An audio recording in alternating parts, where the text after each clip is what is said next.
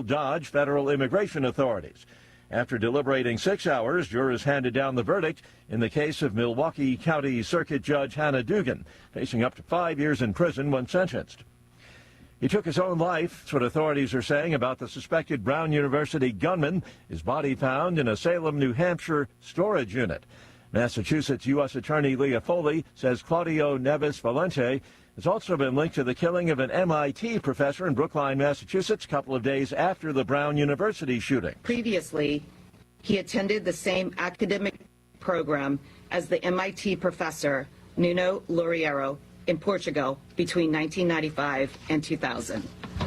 Although Neves Valente appeared to reside in Florida between November 26 and November 30 of this year, he rented a hotel room in Boston. The motive behind the killings remains a mystery. President Trump has signed an executive order that could reclassify marijuana as a somewhat less dangerous drug. The president stresses the order applies strictly to medicinal applications of marijuana. The facts compel the federal government to recognize that marijuana can be legitimate in terms of medical applications when carefully administered. In some cases, this may include the use as a substitute for addictive and potentially lethal opioid painkillers. Mr. Trump's executive order does not legalize marijuana under federal law, and it's not the final word. The proposed change still requires federal regulatory approval. On Wall Street, ahead of this morning's opening bell, the Dow futures are down 10 points, while the NASDAQ futures 65 points higher. More on these stories at townhall.com.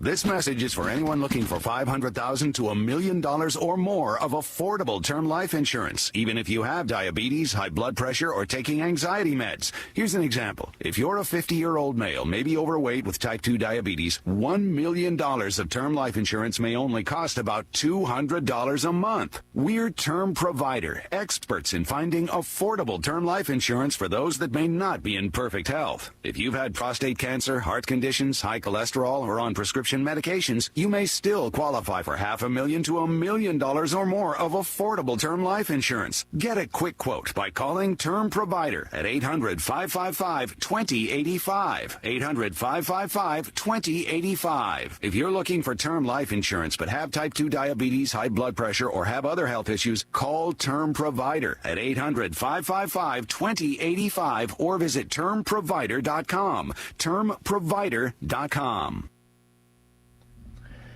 It's a tradition for Russian President Vladimir Putin, his end-of-the-year news conference, and this year, the carefully choreographed event focused on Ukraine. Speaking at his highly orchestrated year-end news conference, Russian President Vladimir Putin says forces have fully seized the initiative. Putin declares, our troops are advancing all across the lines of contact, faster in some areas or slower in others, but the enemy is retreating in all sectors.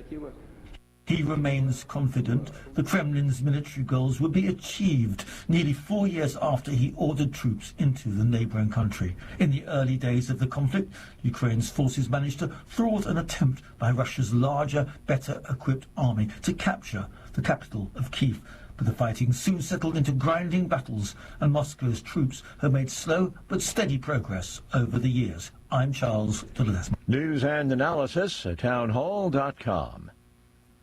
The burgeoning Medicaid fraud scam in Minnesota continues to expand. 5 new defendants have been charged in connection with the Minnesota Housing Services fraud scheme. During a news conference, First Assistant U.S. Attorney Joe Thompson said that federal officials suspect a significant portion of roughly $18 billion paid out by Medicaid to Minnesota programs was fraudulent. What we see in Minnesota is not a handful of bad actors committing crimes.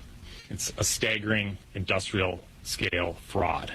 It's swamping Minnesota and calling into question everything we know about our state. He said 2 defendants pocketed $750,000 instead of helping Medicaid recipients find stable housing. Prosecutors allege that they used the proceeds to travel to international destinations, including London and Dubai. Audio courtesy of KSTP. I'm Haya Panjwani. Retired NASCAR driver Greg Biffle, his wife, their 2 children among 7 people killed in a plane crash in North Carolina.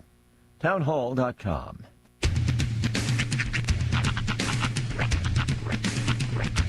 What in the wide world of sports is going on here? I promise you, whatever scum did this, not one man in this force will rest for 1 minute until he's behind bars. Now let's grab a bite to eat. Yeah, come on. I feel the hot wind on my shoulder and the touch of a world that is older. I hit the switch and check the number. I leave it on and then I slumber.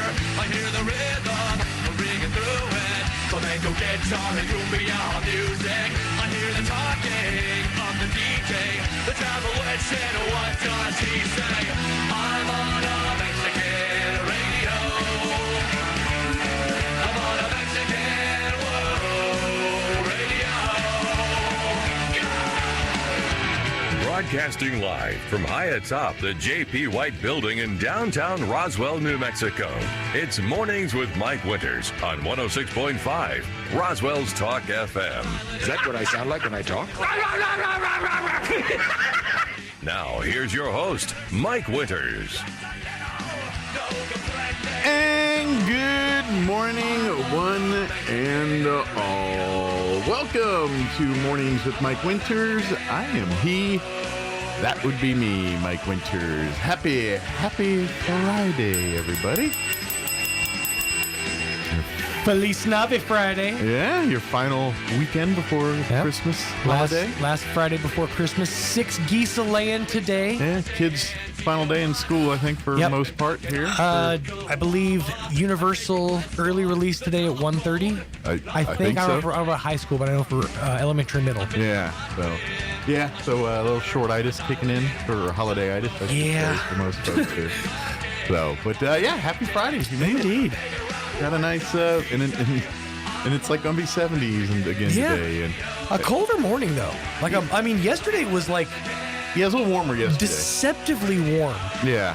For the morning. And today was like, it was nipply. Well, it actually was warmer when we got to work than it was in the 8 o'clock hour yesterday. Yeah. Yeah, because when I was doing the weather, and I think it was in the 60s when I started the show. Right. But we dropped back down into the 50s in the 8 o'clock hour. And then, it was actually warmer in the morning, like at dawn or daybreak. And then it cooled off a little bit once the sun came up. And then it warmed up for the day. Right. So it's a little different than normal. Do the New Mexico thing, dress in layers. That's right. But by this afternoon, you'll be like, hey, where's my T-shirt? Right. So Waff beater weather. Matter of factly, I was looking because I've been all week. They always give you the one day next on the extended forecast. So I finally saw Christmas today. And I can see Christmas from here. I here. can see Christmas from this Friday weather. But 76 are high on Christmas Day here in Roswell. So break out the barbecue. Yeah, 76. Nice. I mean, it's nice, but it ain't right. Now here's the thing, though. It is a desert 76, and that means that as soon as that yellow ball in the sky goes away, the temperature will drop significantly. I know. So if you're planning on doing a thing outside on Christmas, wrap it up by sundown. Yeah, do it during the day. During the day. So if you got any, I don't know, shoot. I know a lot of people like to play football on Thanksgiving. I don't know if they extend that over to Christmas. It's never been that I know of a Christmas. I mean, they do. Do they play football on NFL? Yeah, on Christmas. They do now. I thought so. They do now. Yeah, Commanders Cowboys play on Netflix Christmas Day, and then I can't remember the other game. It's a weird sentence you just said from a perspective of 25 years ago. Oh, I know. Yeah, Commanders didn't exist. Netflix was a mail service. Yeah. Yeah. Yeah, it's that's gonna be so. Christmas Day should be interesting. It'll be a warm one. So you finally broke the seal and watched the new Spinal Tap. Oh yesterday. Yeah, it's to Spinal Tap fans. The movie was an 11. It was an 11. It was very good. It was very good. I have now watched it 2.5 times. Okay. Because the first time I fell asleep partway through, so I went back and I rewatched it, but I feel like I missed things in both of those first watchings. So last night I went and I rewatched it again. And I think I fully am up on everything about the movies. Okay. Well, I obviously I'm not going to spoil nothing for nothing, but I will say this. If you love Spinal Tap, the original movie, if you love Christopher Guest style, those docu-comedy, whatever you want to call those, this is on the Mount Rushmore of those movies. It's really good. I greatly need to go back and rewatch the first one. Yeah. Because it's been probably 15, 20 years since I've even darkened that doorstep. And there are jokes that are paid off in this movie from that movie. Yeah. And one of the things that I love about just that quartet of gentlemen is their ability to just seamlessly improv off of each other. Yeah. There's one joke in this new one, and they're all in the car, and you can feel the energy of like one introducing a thought and then the other yes-anding, and they were talking about all the different ways that the drummers have found their fate. Yeah. The whole thing about they think that he was allergic to the seeds in the maracas. That is one of the greatest pieces of improv I've ever seen in my entire life. Yeah, those guys are really, really good. And yeah, the movie, it's just great. It was funny from start to finish. It keeps in the spirit of the vein exactly. And it hits on such a different level with so much Rob Reiner being in it and a central part of it. And the jokes are the same style but fresh. I mean, it really is. I just like as a 10, 11. It was from start to finish. I enjoyed that movie. Indeed, an 11. It was very good. And the cameos. I mean, oh yeah, they got some big names. It was one of those things where it's like, I wonder how many people did it just to be a part of it. Yeah. Or like if. Well, and at the end of the day, I think Spinal Tap is one of those musician movies. It is. Like they all relate to it. They also, I think. Weirdly, people cite Spinal Tap as an inspiration for like actual bands cite Spinal Tap as being in it. And they're legitimate. Like they're legitimately playing. Yeah. The drummer that they audition and eventually bring on is like a legit like world renowned drummer. She's like gone on tour with like Orianthe and a bunch of other different bands. She's a pro level drummer. But did you stay through the credits, right? Yes. Oh, the irony. Yeah. Yeah. I'll just say, just one too many carrots. We'll just go with that. But,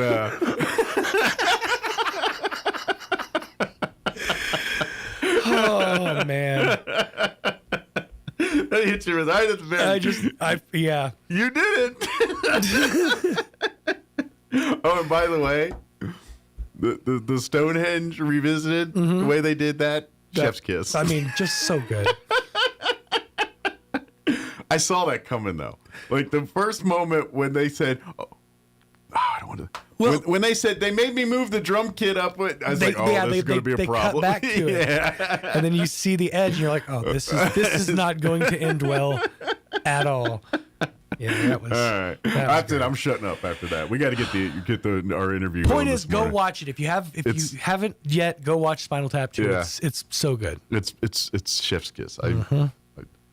I'm really sad we'll never see another one because I think if we still had Rob Reiner, there's a chance that there could have been I felt like they left it to where there could have been some more Spinal Tap if we so choose. Right. But anyway, let me give you the rundown for today's show. We're going to replay our interview we had with the DA's office. We had District Attorney Diana Luce and lead investigator Justin Dominguez join us yesterday. Had a great conversation with them. So we will replay that for you here in just a few. In the 8 o'clock hour, we're going to have the folks from Food Not Bombs join us here and give us update what they're doing. And, of course, they're always looking for more volunteers, more help to do all the great things they're doing. So we will chit-chat with them in the 8 o'clock hour. And then in the 9 o'clock hour, we'll have folks from Scouting America, Scouts Conquistador Council, Carl Shelton and Ethan Parman. Carl's the CEO of the board and Ethan, one of the board members here. But I got several updates, events, things going on through Scouting that we want to put on people's radar. So We'll do that here in the 9 o'clock hour. Plus, news of the local, national, variety, Wall Street business updates, sports, and what have you. That'll do it. All right, it is 7:14. Let's get you up to date on the weather. But it's just nice. It's like 70s and sunny. That's it. We got from that till for like the next week. I'm meteorologist Steve Hamilton with your Pecos Valley weather. Not much going on this weekend. We're in pretty good shape. We do have a little cold front dropping in Saturday night. That'll cool things off a little bit on Sunday, but pretty nice. Mid-70s and sunny for today. Overnight down to 40 and clear. Will be near 80 for the afternoon high on Saturday. Lots of sunshine. Clear Saturday night and then sunny on Sunday. We're in the mid-60s. That's your latest forecast. I'm meteorologist Steve Hamilton.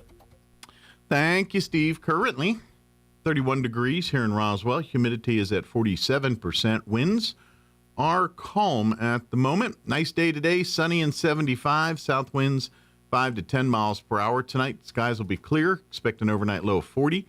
South west winds 5 to 10 miles per hour. Saturday, pushing 80, sunny and 79. Winds out of the northwest 5 to 15. Sunday, a little cooler. We do get a little bit of cold front rolling in Saturday night into Sunday, but it's still pretty pleasant. Sunny and 67 on Sunday. South winds at around 5 miles per hour. Monday, back into the mid-70s, sunny and 74. Tuesday, sunny and 73. Christmas Eve, mostly sunny and 76. And Christmas Day, sunny and 76. So weather looking downright pleasant here for the next week or so. All right, let's see. Let's get back to my other screen here. It is 7:16. We're going to take a quick commercial break, and then we're going to play our interview with the District Attorney's Office on the other side. Don't go away. You're listening to Mornings with Mike Winters.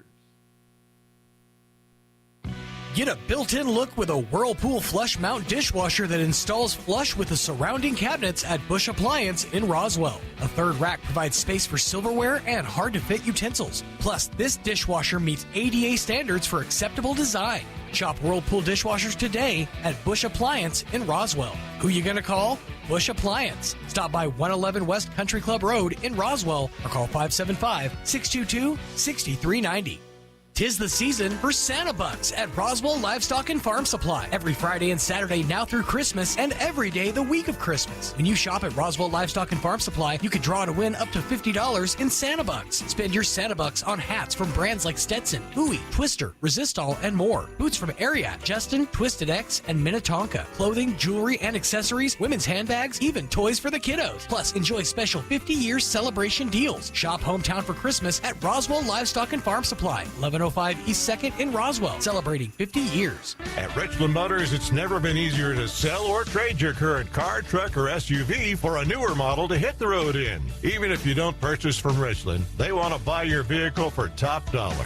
But if you do buy from Richland, don't forget, they're the home of the powertrain warranty for life. That's a whole lot of confidence for you. See Richland for details. 2nd and Sycamore and 1309 Southeast Main. Are you a closer who's tired of caps, limited leads, and begging for scraps? Pecos Valley Broadcasting, the dominant radio and live streaming force in Roswell, Artesia, and Carlsbad, is hiring one senior account executive in the Carlsbad-Artesia area who can handle current clients, sell ideas and promotions, and continue to build their list. You'll have the chance to promote ideas that actually move cars, sell furniture, and make people hungry, giving businesses the opportunity to be noticed with uncapped commissions. If you've got at least 2 to 3 years in outside sales or crushing radio, TV, or digital sales in southeastern New Mexico, send your resume now to hire me at pvbcradio.com. Apply today. Pecos Valley Broadcasting is an equal opportunity employer. The octopus and the squid both have 3 hearts.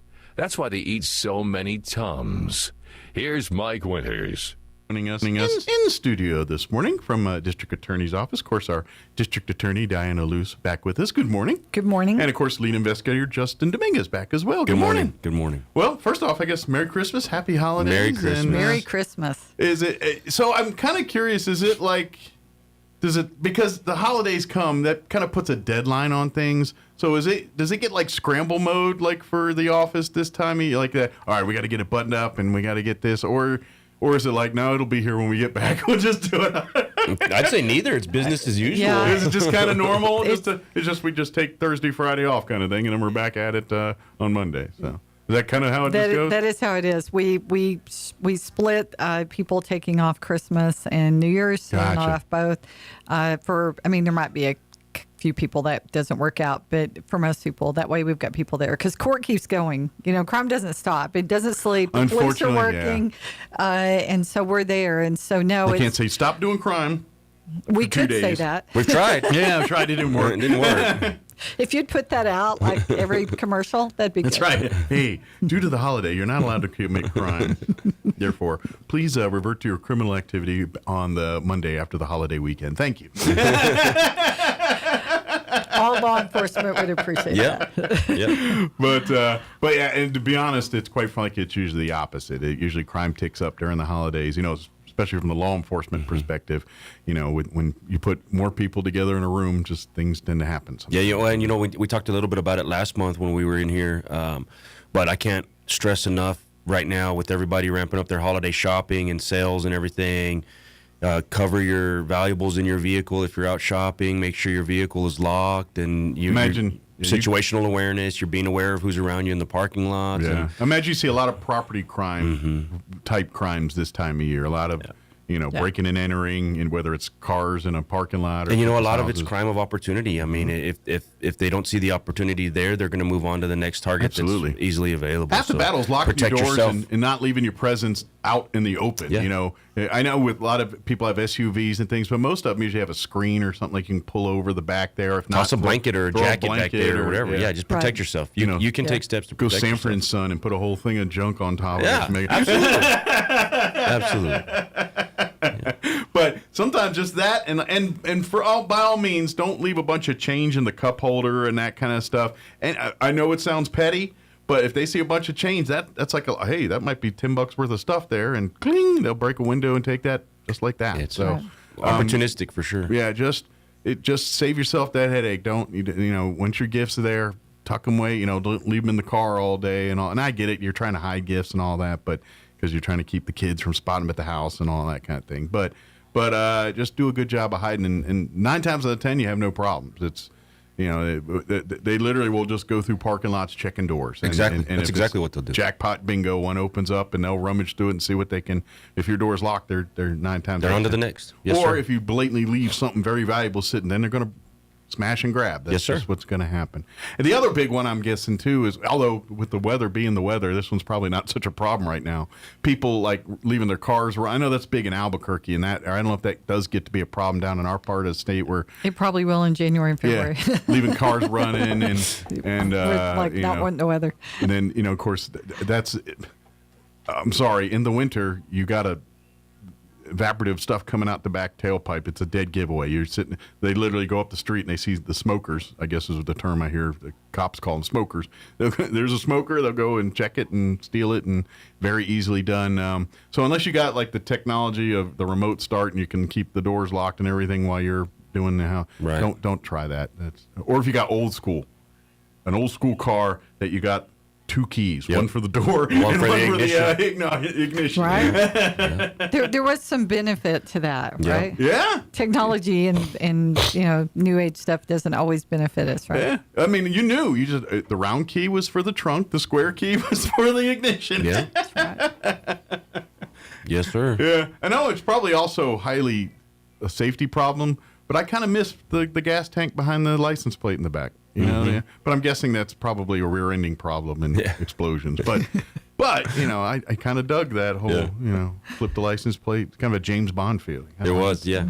But the other thing we would notice that people still may get subpoenas for things over holiday week. Okay. Either Christmas or New Year's for court, and just let us know immediately when they're not available. Okay. But because court is still happening. Yes. And we still have to have witnesses to go forward. Sure. So people sometimes think they're like, well, don't the courts, slow down for the holidays? And no. They just can't. Can't afford to. You'll create a backlog if you do that. So. Which it already is. So, right. Right. I'm was curious because I just kind of assumed, I guess it depends on the case. But if there's a court case and you're a witness, they can't be, I'm not free that day. I got that. I just kind of assumed, no, you just make yourself free. But do they really kind of work with you a little bit on that? No. People tell us they're not available, even though they've been served. So and we try to work. I didn't know with that was an people. option. We thought so too. The judges think that. I just Judges legit think no. there's You not got an option. subpoenaed. That's where you're going. You'll be here at 10:00 on this date. That's where you do. I didn't know you got to negotiate that. You would think. Not always. Like jury duty, they tell you to show up, you better show up here. Right. They will send people to go find you if you don't show up for that stuff. But does that? I gotta be curious. That's got to happen very, very rare, where someone gets like some kind of prosecution for lack of jury duty. Like, I'm not sure about for Chaves County if our judges have had to do anything recently, but it did make the news for Lee County, where a judge in Lovington had less than half of the jurors show up for a big trial. So he issued orders to show cause, and then the newspaper had photographs of where the different jurors were coming in before him. Now, what he did ultimately for that's between the judge and the jurors. Sure. But certainly they can be fined. Yeah, I know they have. I've seen it, and I've seen it happen in Eddy County. Okay, I'm not familiar with Chaves either, but I've seen it happen in Eddy County where the judges issued order to show cause to maybe jurors the that didn't. people here in Chaves County are better. They just show up. Well, I just thought I would figure, because I've served jury duty, and I've had people like come back late for lunch, and they kind of give them the, all right, but don't do that again kind of thing. Didn't really, but in theory they can, that's contempt, and there's a lot of, so I just figured they're usually pretty cool about it with jurors, but I gotta imagine, unless the jurors just being a butt, for lack of a better term here, what I mean? Like, obviously if people want to buck the system, sometimes the system bucks back. Right. And I was like, that would be the only time I could see a juror getting like jail time or something of severe nature for doing that. But I guess in a situation like that, where if half the jury pool said, "Nah, I'm sick today," or whatever they use, that's interesting. And ultimately, it's up to the judge. Right. And I do think that in Chaves County, our judges try not to set any jury trials during Christmas. We don't have that same luxury over in Lovington, but there is other court. So if we're filing pretrial detention or if somebody's conditions are revoked under the new 403 rule, the revised rule, then we got to have witnesses. Now, sometimes they can be virtual, phone, video. Sometimes they have to be in person. It just depends. So we just say, call us. We'll try to work with you the best we can. Sure. And generally speaking, and this is kind of part of how the sausage is made. My impression is, if you're going to a jury trial, the jury trial is the last step. When the actual trial, there is so many court appearances before the actual jury trial, whether it's some motion here filed or obviously picking the jury and all that stuff, but just, there's a lot of different motions, a lot of different, submittal of evidence or withdrawing of evidence or new witnesses, that require court appearances and things. So that's where you're saying that a lot of that minutia probably happens during this time. But when they say, all right, when it's time to actually put a jury in a courtroom with us, we try to schedule that outside the holiday season here. But there's enough minutia for every case to keep going until they get to that point, basically. Right. Arraignments, first appearances, pre-trials, motions, pre-trial detention hearings. Sure. Yeah. And I would imagine, too, depending on the case, there's still plea discussions in some cases, depending on, if they're like, hey, we're going to trial, but we're kind of close to meeting here. We're just off on a few fine points. Let's still keep talking, Meanwhile, we're still prepping for trial. Mm-hmm. So there's kind of that deal. And then obviously, from the investigator side, if you guys are probably still continuing to gather evidence, even right up to probably, I'm guessing, before the jury trial itself sometimes, if need be, right? Well, not anymore. No. Not with all the new Supreme Court rules. Right. Okay. We have all these disclosure deadlines. So you don't really get that. It's usually just trying to get witnesses located and searched. Okay. Correct. That's kind of the most... Well, and this is where probably Hollywood kind of messes with our head a little bit, because one of the big things in court, TV, those type shows, is that the Justin Dominguez works in the world. I found the witness, and he comes walking into the courtroom, and while the judges or the lawyers stalling time. You know what I mean? Yeah. That's always a trope in one of these shows. And I've seen that happen. we've had to get somebody served like that, but they're not a surprise witness. Well, and to put it into perspective, you got to think, sometimes these take, a couple of years before it comes to fruition to a jury trial. So if you Joe that used to live at 1010 Center Street 2 years ago when this occurred, might live in Nebraska now. I mean, it's just life happens. Yeah. So through the years, and if witnesses don't maintain contact with people or stuff like that, then we have to go and locate them to get them served to make sure that they are here for trial. And let's face it, 9 times out of 10, most witnesses aren't like, they're not hiding, but they're not forthcoming either, if that makes sense. Where it's like, okay, I'm moving and all that, but I'm not making a point to tell the DA's office I'm doing that. I just moved, and now I got to go, and then you have to go track them down again, basically. They don't, it's not like they say, oh, well, it might be a case here in a year. Oh, by the way, I'm moving to Oklahoma now, or whatever that is. That doesn't happen. So, and it depends. I mean, I've seen it both sides of the spectrum. Sure. But I think most people are like, oh, I thought the case would be over by now. We feel like that too. It's like we wish it was. The case would be over by now. 100%. Well, and obviously that's you want speedy justice and everything too, but sometimes some natures of the case, maybe that's not a bad thing that it goes, because anything that's emotionally charged, sometimes time is your best friend for rational heads to prevail. You know what I mean? And because there's a lot of emotion when it's raw, there's a lot of pitchforks type mindsets and things like that, and sometimes you got to let the things chill a little bit, and let's get especially from your perspective. I'm sure you guys deal with folks, and I get it. You lose a loved one or something of that nature, you're angry. You want justice, revenge, depending on how far we're talking here. Can't do that. We can offer justice, but revenge, but that's another. But that's the emotion level, what I mean? And sometimes the years and that the truth tends to come out there, where it's less about the emotional thing, and then sometimes in these cases, that's where the truth that okay, yeah, on the surface it looked this way, but now that we've done a little digging, it's more like this way. And collectively, we investigators, attorneys, victims advocates, collectively, we don't have the luxury of dealing with people on their best days. Like we're dealing with people because of a tragedy. They ain't coming for something good to see you. Yes. So you're dealing with that.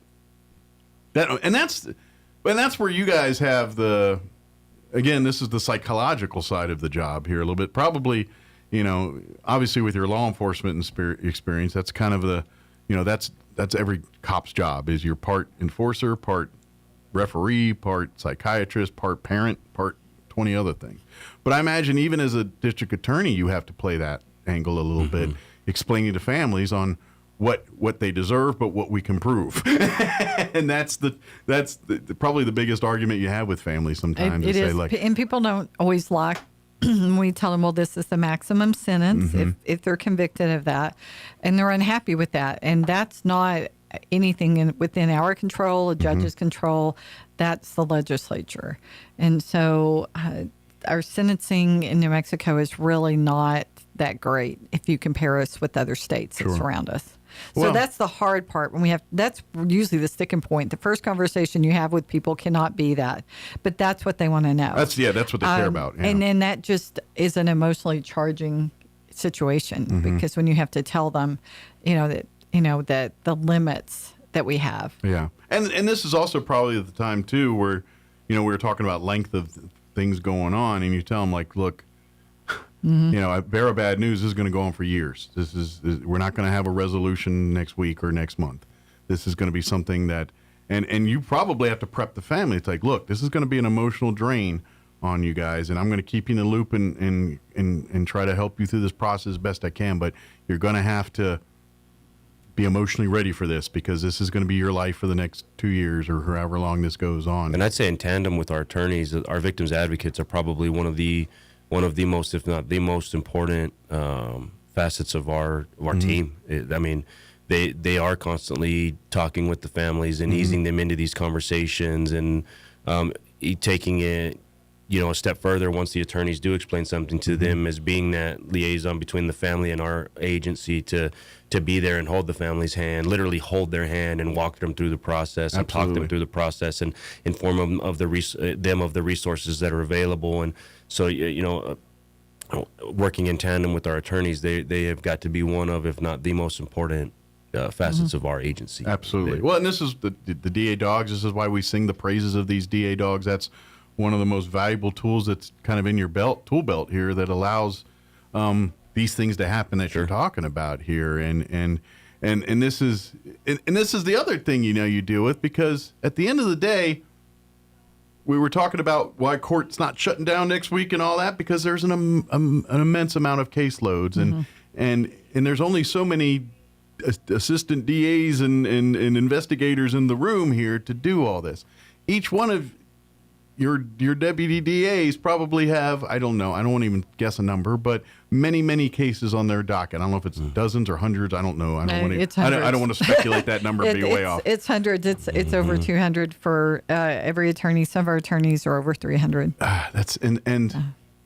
And guess what? Every victim in every one of these cases, it's the most important thing in their world. Sure. And you guys do an amazing job, a difficult job of juggling. Look, I got 300 cases, but every one of them are the most important thing in these 300 different families. And I can't undervalue that. And like just because and this is, you guys see this over and over again, and it, murder case or property, whatever the violent cases are, at the end of the day, this is the most just the worst thing that happened in their life. You can't undersell, like when you talk to them and you kind of matter-of-factly talk about these things, which in your world, unfortunately, that's kind of the way it is.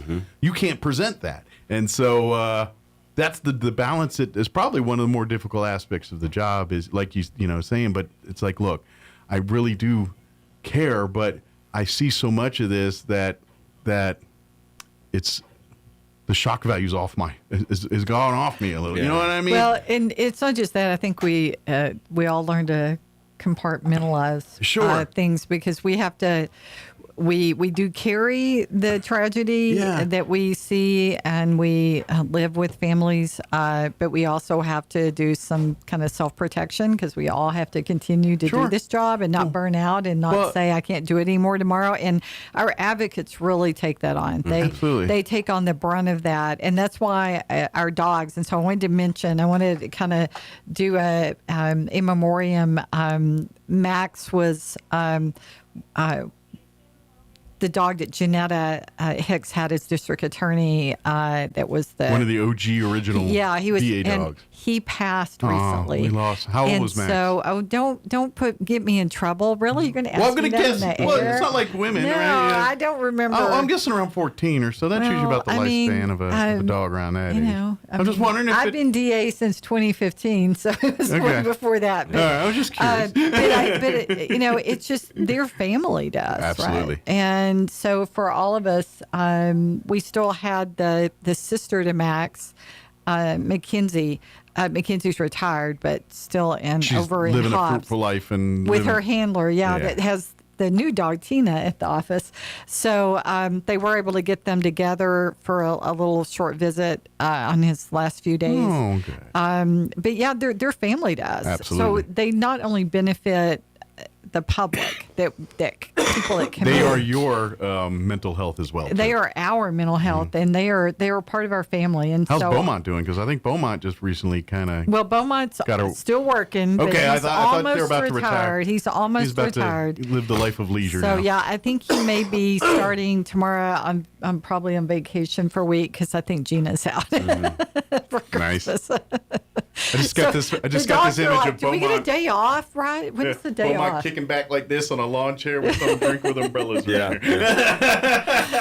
He's on a dog bed or a couch, going, do we get treats? You want to spoil a dog? I don't. And I wish years ago, I had my sister, and they lived up in Rio Rancho, and they had a dog spa up there, and because of the nature, we were going for Thanksgiving, and we couldn't bring our dog over because they had big dogs. It was just, so we brought our dog up for a weekend, and it was literally a dog spa.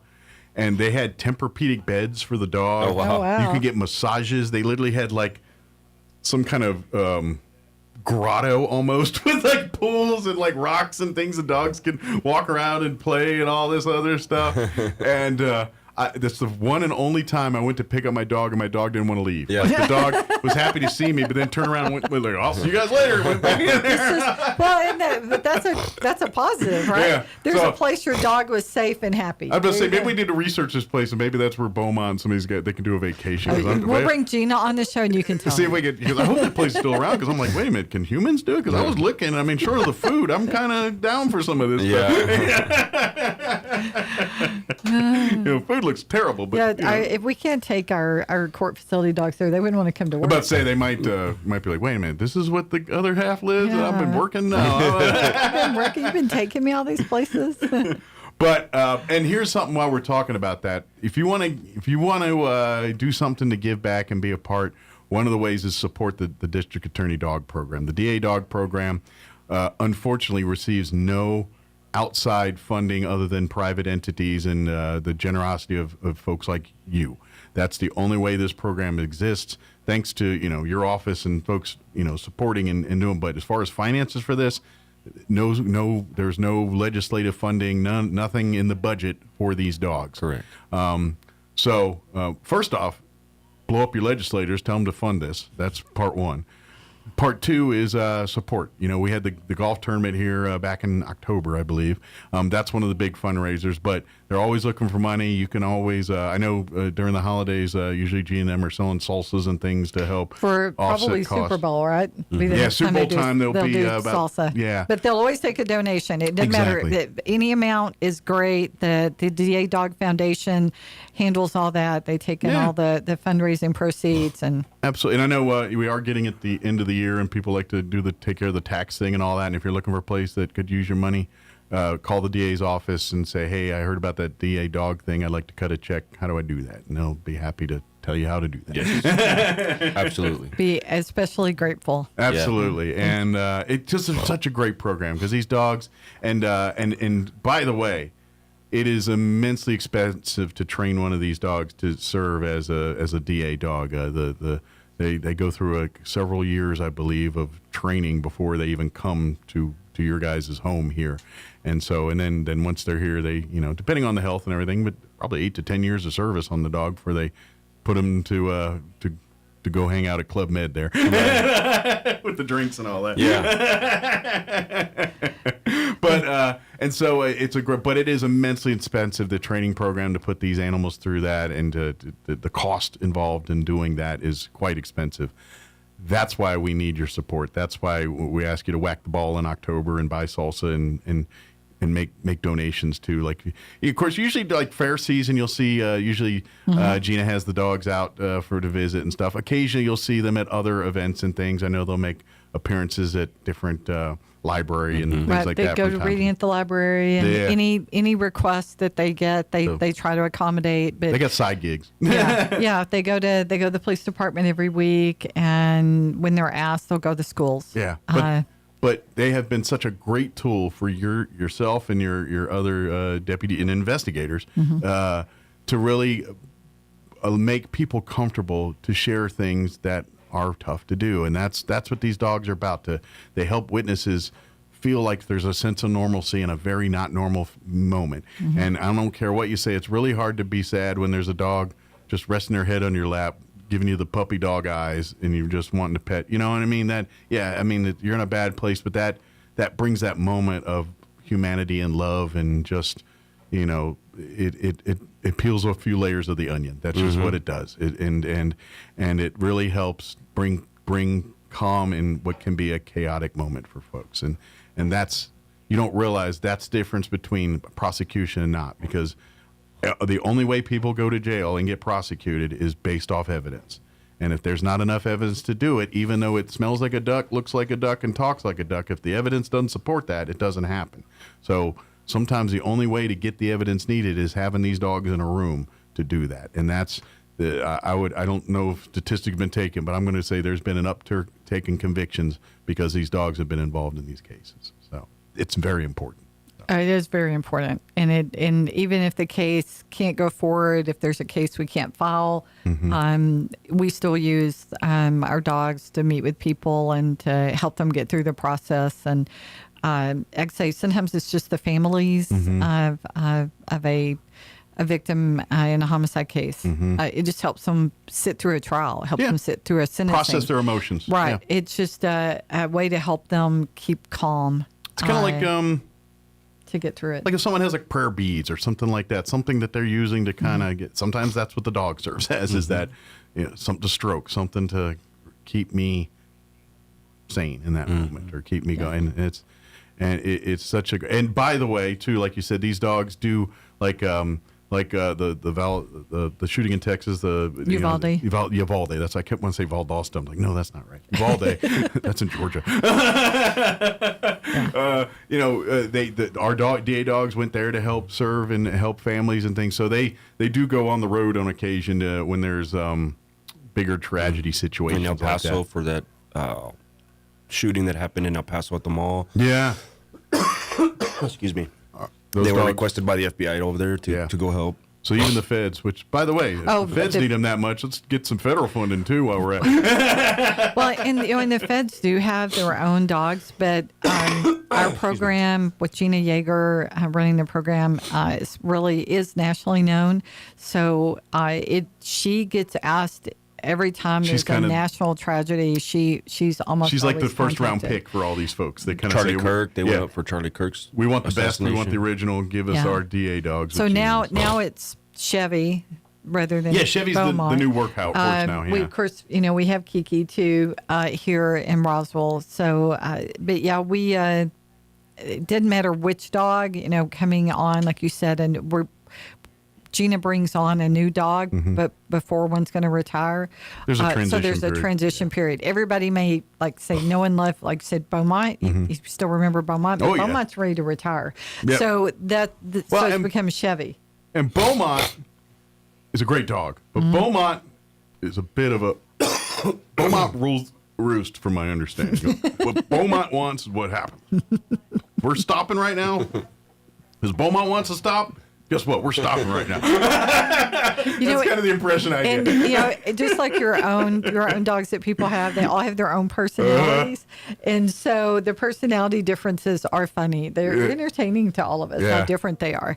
But yeah, we use, like I said, it's not just us or maybe law enforcement that comes in. Yeah. They don't really come in to see us. They come to see if the dogs are at the office that day and They're not just in coming to court visit. somewhere. Well, they want to. Again.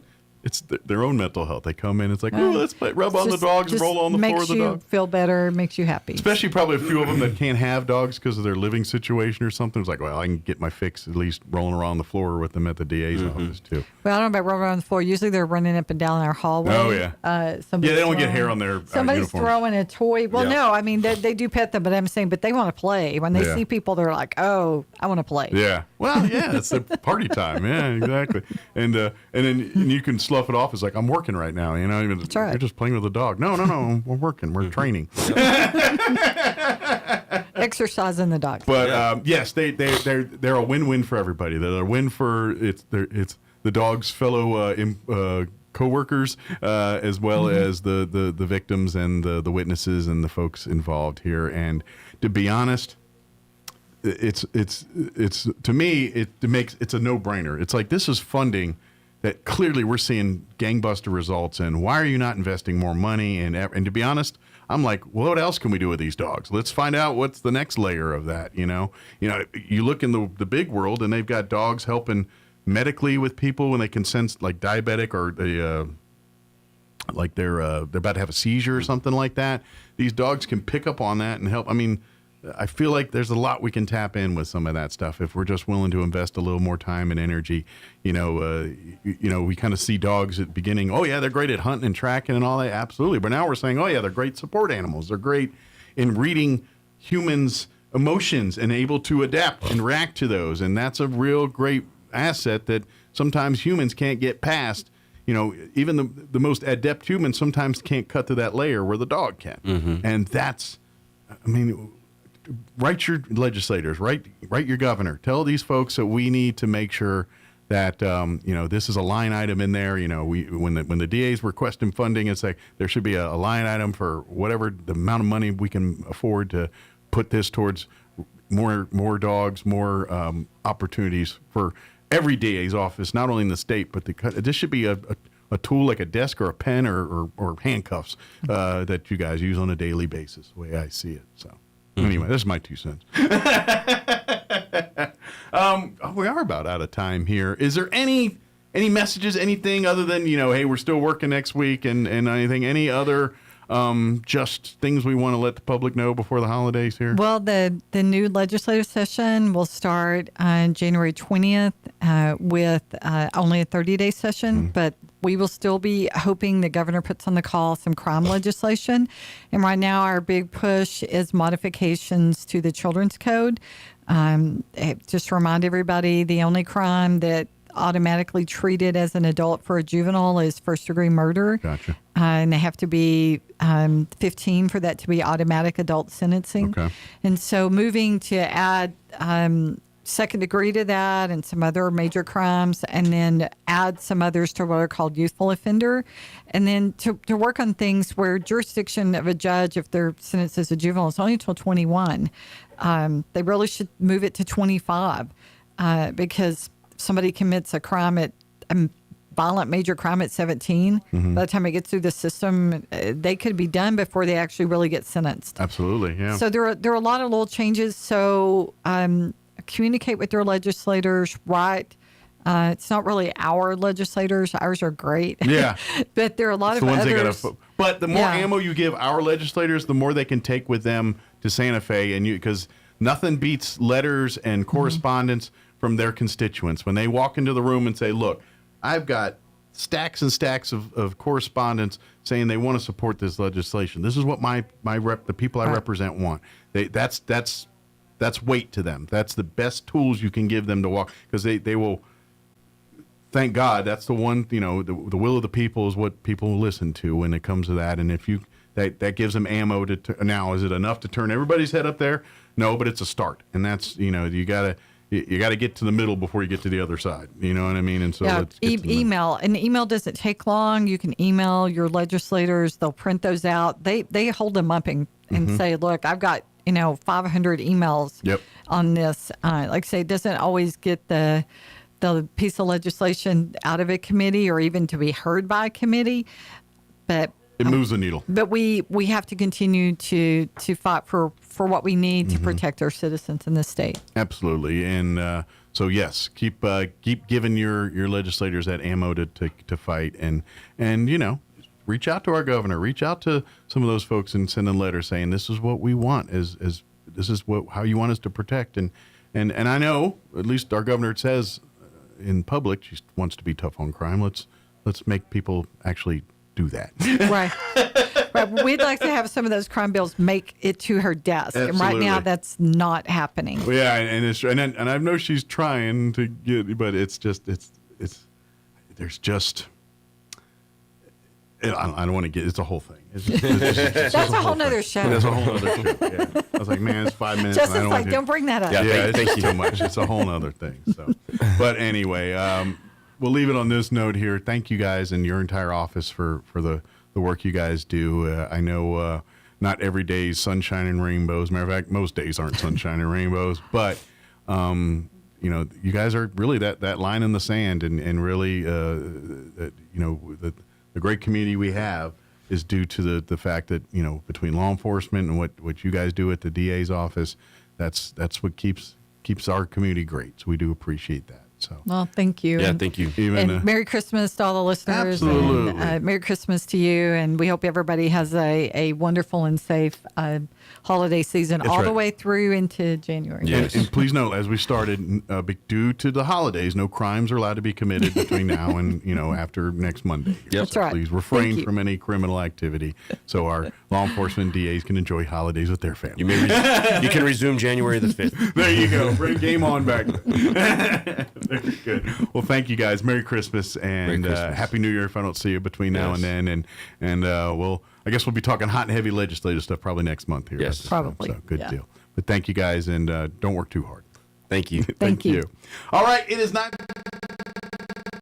Pecos Valley News Update. A police pursuit led to the arrest of one person in Sandy Springs, that according to police. An officer with Roswell Police Department attempted to stop a vehicle after observing the driver using a handheld device while driving on Holcomb Bridge Road. The driver failed to stop and drove off at a high rate of speed, according to the officer. The officer did not pursue the vehicle in accordance with the department's policy. Police located the car and attempted another traffic stop. They say the driver refused to stop and fled. Roswell Police Department notified the Sandy Springs Police Department about the chase, who assumed the pursuit. Sad news from the world of NASCAR as famous NASCAR driver Greg Biffle, his wife and 2 children, and 3 others were killed after a private jet crashed at an airport in North Carolina Thursday morning. Born in Vancouver, Washington, he began his racing career on short tracks in the Pacific Northwest and made his NASCAR debut in 1996. Biffle won the 2000 NASCAR Craftsman Truck Series Championship and the 2002 NASCAR Busch Series Championship, making him the first driver to win both titles. Now you're up to date. I'm Sandy Conn. With 6 days till Christmas, the rush is on. Not only for you and me, but for online scammers too. This is their busiest season.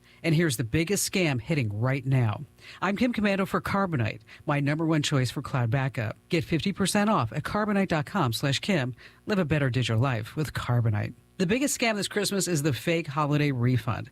Today's scammers are sophisticated. They know where you shop and what you've purchased, so the scam will be tailored especially for you. You receive an email that looks almost exactly like the merchant you bought from, say Amazon, Target, Macy's, Walmart. The fake email will say something like, "Your refund is ready," or "The delivery service can't deliver a package." In all cases, it will say, "Click here to verify your account." And that's how you spot the scam.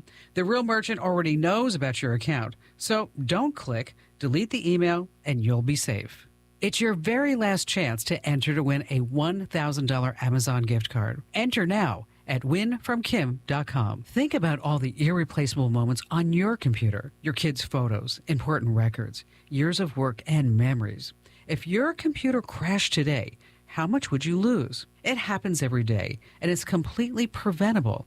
That's why I use and recommend Carbonite, my #1 choice for cloud backup. Carbonite gives you unlimited automatic protection for everything that matters. It quietly backs up all your photos, documents, and important memories in the background, safely, privately, and always just a click away on your computer or mobile app. Carbonite is your ultimate backup plan. It protects you from the unexpected, from accidental deletions and hard drive crashes to floods, fires, and even a morning coffee spill on your laptop. And if something does happen, recovery couldn't be easier. Just log in and restore everything with one click, even on a brand new computer. Right now, get 50% off Carbonite when you go to carbonite.com/Kim.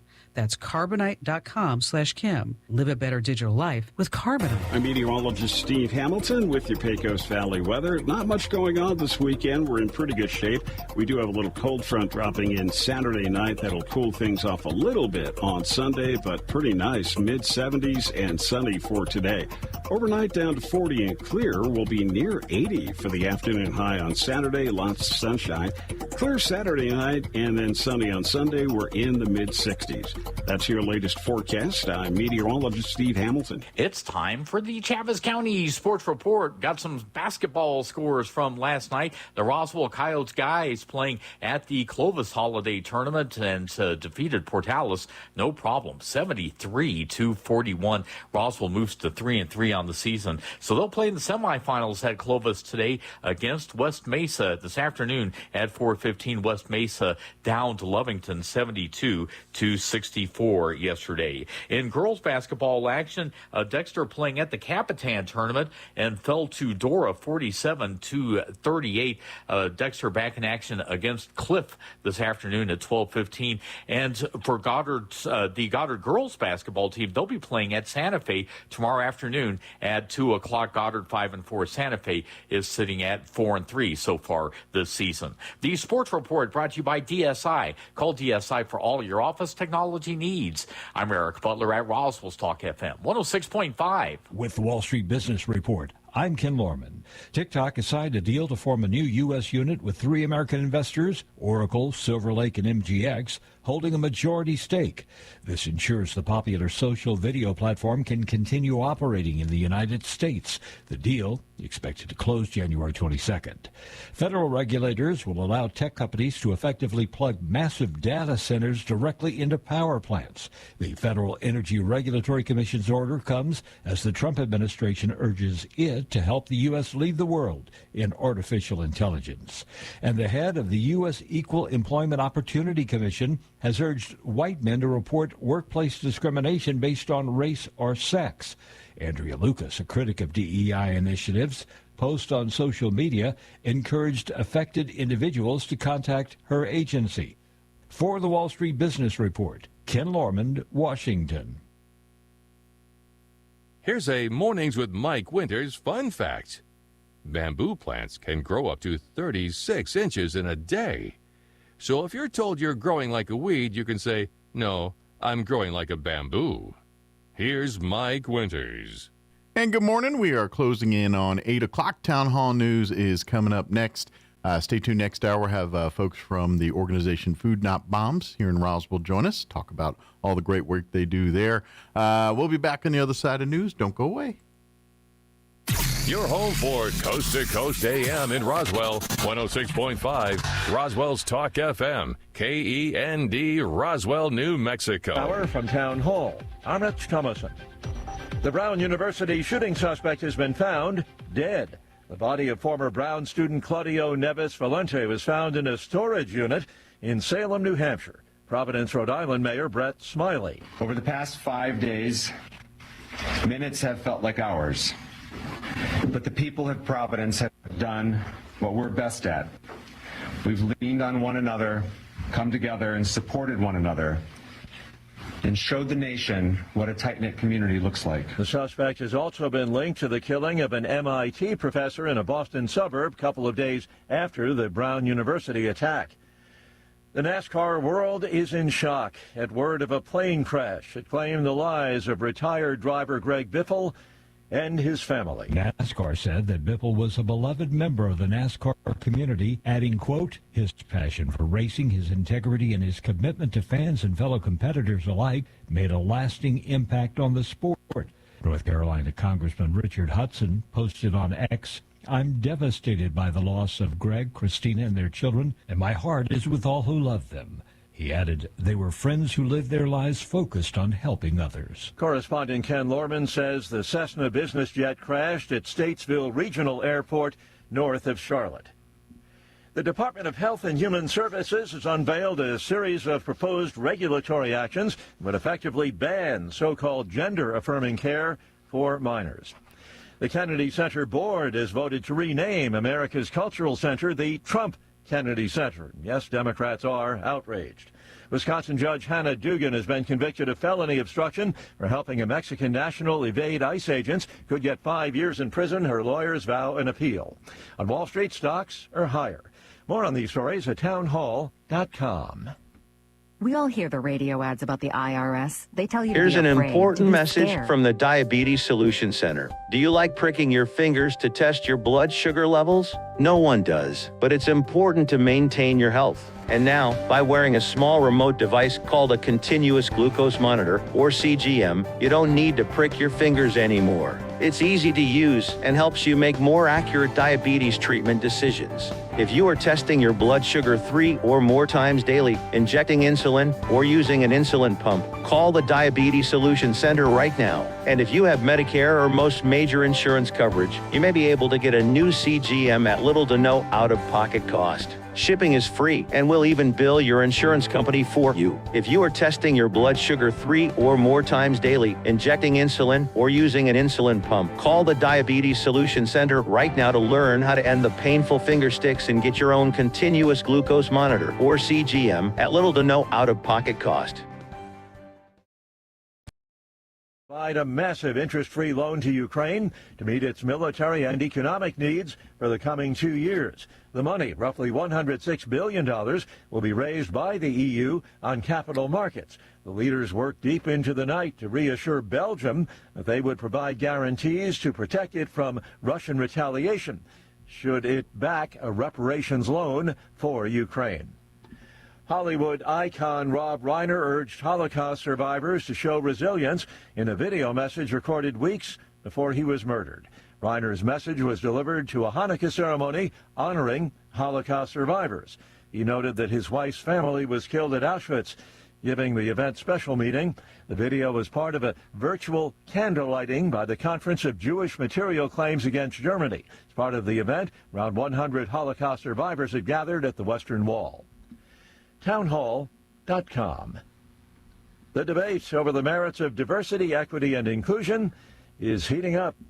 The head of the Equal Employment Opportunity Commission urging white men to report workplace discrimination based on race or sex.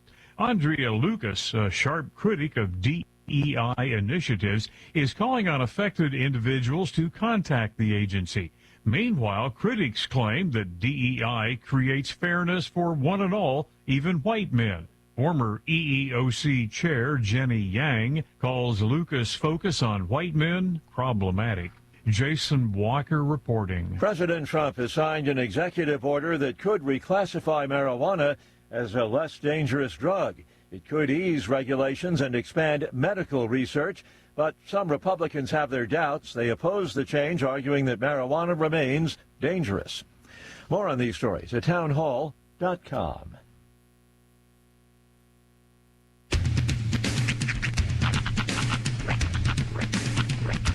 What in the wide world of sports is going on here? I promise you, whatever scum did this, not one man in this force will rest for 1 minute until he's behind bars. Now let's grab a bite to eat. Yeah, come on. I feel the hot wind on my shoulder and the touch of a world that is older. I hit the switch and check the number. I leave it on and then I slumber. I hear the rhythm ringing through it. Flamenco guitar and cumbia music. I hear the talking of the DJ. The travel and what does he say? I'm on a Mexican radio. I'm on a Mexican radio. Broadcasting live from high atop the J.P. White Building in downtown Roswell, New Mexico. It's Mornings with Mike Winters on 106.5 Roswell's Talk FM. Is that what I sound like when I talk? Now, here's your host, Mike Winters.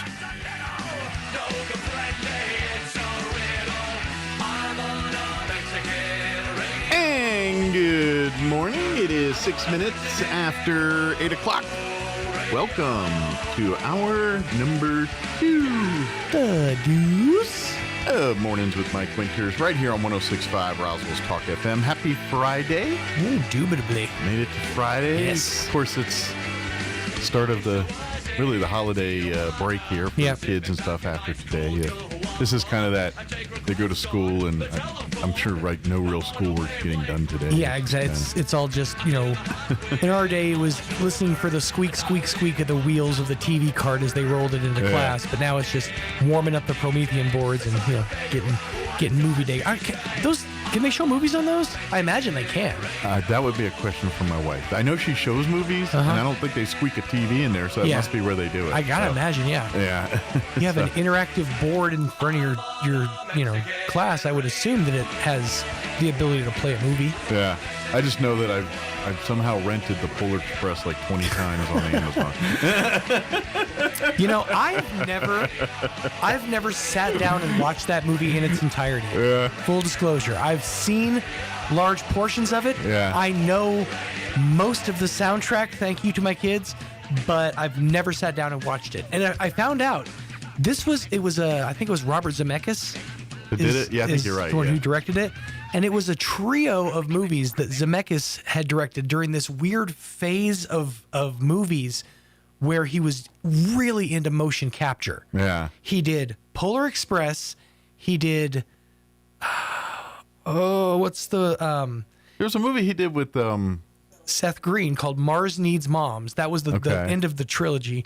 But the one he did with Jim Carrey, I think it was Jim Carrey, not The Night Before Christmas. What's the Christmas Carol? Okay. Yeah, he did one of those. And all of those were weirdly like motion capture, and it's that weird, like uncanny valley of animation. Right. And I just never like, especially in Polar Express, because the technology was still very early in its like, growth. Did they like redigitize that movie? I think they digitized it and they did a couple of other things to it, but every character in that movie looks dead behind the eyes. Yeah. Like they just look like moving mannequins.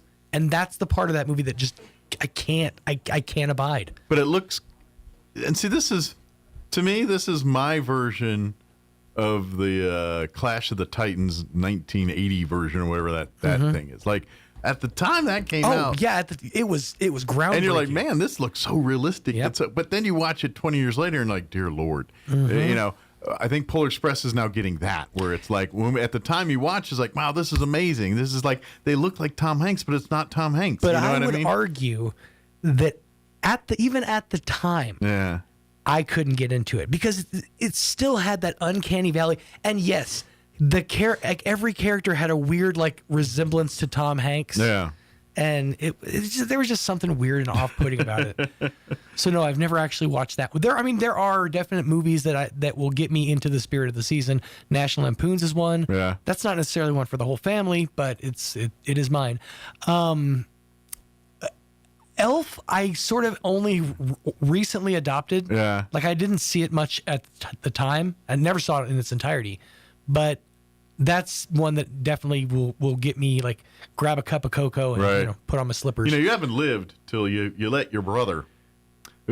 I'll never forget. This was last Christmas when I went to back home to visit my family, and Christmas night it was my wife and my brother and myself and maybe one of the boys or something. We were sitting in the living room just kind of watching TV, and my brother was in charge of the remote, and he was literally going back and forth between two movies. So we would be watching Elf and It's a Wonderful Life. Oh my God. And he would basically watch from one commercial break to the next, and we go, so literally I watched two movies at the same time, but you missed, it's actually kind of different, because you're kind of like, oh, Elf, and then yeah, but this is the depressing part. Yeah, you're getting bashed over the head with all the emotions. But it was an odd night. Because you're on a roller coaster of emotion. You can watch the blissful joy of the movie Elf or the Depression era. But a sea of emotion. Yeah, Milk was a bad really choice. Eggnog was a bad choice. So the movie It's a Wonderful Life was required viewing around the holidays in my house because it was my dad's favorite movie. He loved Jimmy Stewart. But that movie, like, messed my expectations up. Yeah. Because I, as a child, assumed that every single basketball court had a pool underneath it. There's only one of those, and it's in Beverly Hills. And MMI had moons ago. Did they? There was, I don't know if it was basketball, but it was the pool was under. There's something about the history there, and I failed to remember it. Yeah, and matter of fact, they lost someone. Like someone passed away, and they honor them till this day. It was something. I don't know if it was a basketball court, but I feel like it was some kind of multi-purpose room or something. The pool was underneath. Yeah, that's crazy. Yeah. It's such an interesting design choice. But yeah, I was wildly disappointed when I found out most basketball courts don't have a pool underneath them. Yeah, I wish I remember or a mechanism for opening said basketball and MMI court. had one. Yeah, I wish I remembered the history of it better. I do not. I apologize. But they do have one over there. So yeah, kind of neat. But I'll have to look into that and like do some digging. You can walk around out there. The campus is open. You go and but I mean like do some digging into the history of it when like you can literally do it on the campus. Like I think there's like a sign talking about it. Yeah, there's a whole. It's the thing. I've learned not to get my information from plaques. I get them from Twitter. Like I try not to get my facts from plaques. Well, they have a museum too. They have artifacts and plaques. Plaques and artifacts. If you ever open up like an award store, that's what you should call it. Plaques and artifacts. That's not bad. Yeah. It's kind of a niche store though. Like, or if you make trophies or whatever, awards and more. What if you did it by weight, like cheese and guitars? Oh my God. So one of the things that was pointed out to me about that movie is Moira, who is that David? Is that when Nigel? I can't remember. Anyways, Moira is his wife. Yeah. The one who was the customer of the cheese Christopher shop. Guest, whatever his and who now runs the cheese shop with him. She keeps calling him throughout the movie to tell him that their customers are dying off. He wasn't even that old. We should have brought that Rosenberger cheese, whatever it was. Yeah. And she openly questions, could our cheese be leading to higher cholesterol? I mean, that's such a great observation. It's fantastic. And again, it's one of those little things, right? The nuances that you wouldn't think about, except for they did. Yep. Yeah. I'm telling you, it is a brilliant movie. It's one of those movies that's worth getting a month subscription to a streaming service just to watch, right, and then getting rid of it if that's your like. your I will jam. say this: I enjoyed the Naked Gun reboot. This Spinal Tap 10 times better than the Naked Gun reboot. That's telling me something, because this is a new classic. Yeah, exactly. Like, I like the Naked Gun reboot they did, but this sequel to Spinal Tap is 100% better than the Naked Gun reboot, in my opinion. So that's that good. I enjoyed it so much. I was like, this is just. You learn so much from, like, I didn't know you could how many animals you could make into glue. Yeah. Who knew? Oh, I know. I do want that T-shirt. Give me a solvent. Let's get stuck at the new glue museum. I love it says the new glue museum. Like, where's the old glue museum? We don't talk about the old glue museum. Yeah, that movie just hits all the things it's supposed to hit with me. So, all right, let us get the hour going. Yes. We've got important things to discuss. Indeed. Although Spinal Tap is important. It's very important. You just don't want to give away too much because you want it to be, I know. Green and organic for the people out there. But. Yes. I think it too has its own iconic, like the first movie, the whole getting lost finding the stage, the whole Stonehenge, the whole stuck in the pods. This movie's got its own versions of those that are good, and I like them. So. All right, let me give you the rundown here. We'll do the weather and all that here in just a bit. Then here in just a few minutes, we're going to have some folks from Food Not Bombs join us, Andrea Martinez and Ernie Montoya, and talk a little bit about what they do and where they could use your help. So we'll chit-chat with them here in just a few. Later on in the hour, we'll get you up to date with news of the local variety, Wall Street Business Update, and whatever else we can come up with for today's show. Before we do any of that, though, let's get you up to date on the weather. I'm meteorologist Steve Hamilton with your Pecos Valley weather. Not much going on this weekend. We're in pretty good shape. We do have a little cold front dropping in Saturday night. That'll cool things off a little bit on Sunday, but pretty nice. Mid-70s and sunny for today. Overnight down to 40 and clear. Will be near 80 for the afternoon high on Saturday. Lots of sunshine. Clear Saturday night and then sunny on Sunday. We're in the mid-60s. That's your latest forecast. I'm meteorologist Steve Hamilton. Thank you, Steve. Currently 39 degrees here in Roswell. Humidity is at 39%. Coincidence? You bet it is. Winds are out of the west at 3 miles per hour. Sunny today, 75 for a high with south winds 5 to 10 miles per hour. Tonight, skies will be clear. Overnight low of 40. Southwest winds 5 to 10 miles per hour. Saturday, we're pushing 80. They say officially 79, but it'll feel like 80. Sunny skies. Otherwise, winds out of the northwest, 5 to 15. Saturday night, clear. Overnight low of 38. West winds at 5 miles per hour. There is that cold front that's going through because it's going to be a smidge cooler on Sunday. Sunny, 67 for a high. Still pretty nice. Winds will be out of the south at around 5 miles per hour. And then for your week of Christmas, pretty decent. Sunny and 74 for Monday. It's mostly sunny, 73 on Tuesday. Christmas Eve, mostly sunny and 76. Sunny and 76 on Christmas Day as well. So weather looking pretty good here for the next week or so. All right, it is 18 minutes after 8. We're going to take a quick commercial break, and then we'll talk with Food Not Bombs on the other side. Don't go away. You're listening to Mornings with Mike Winters.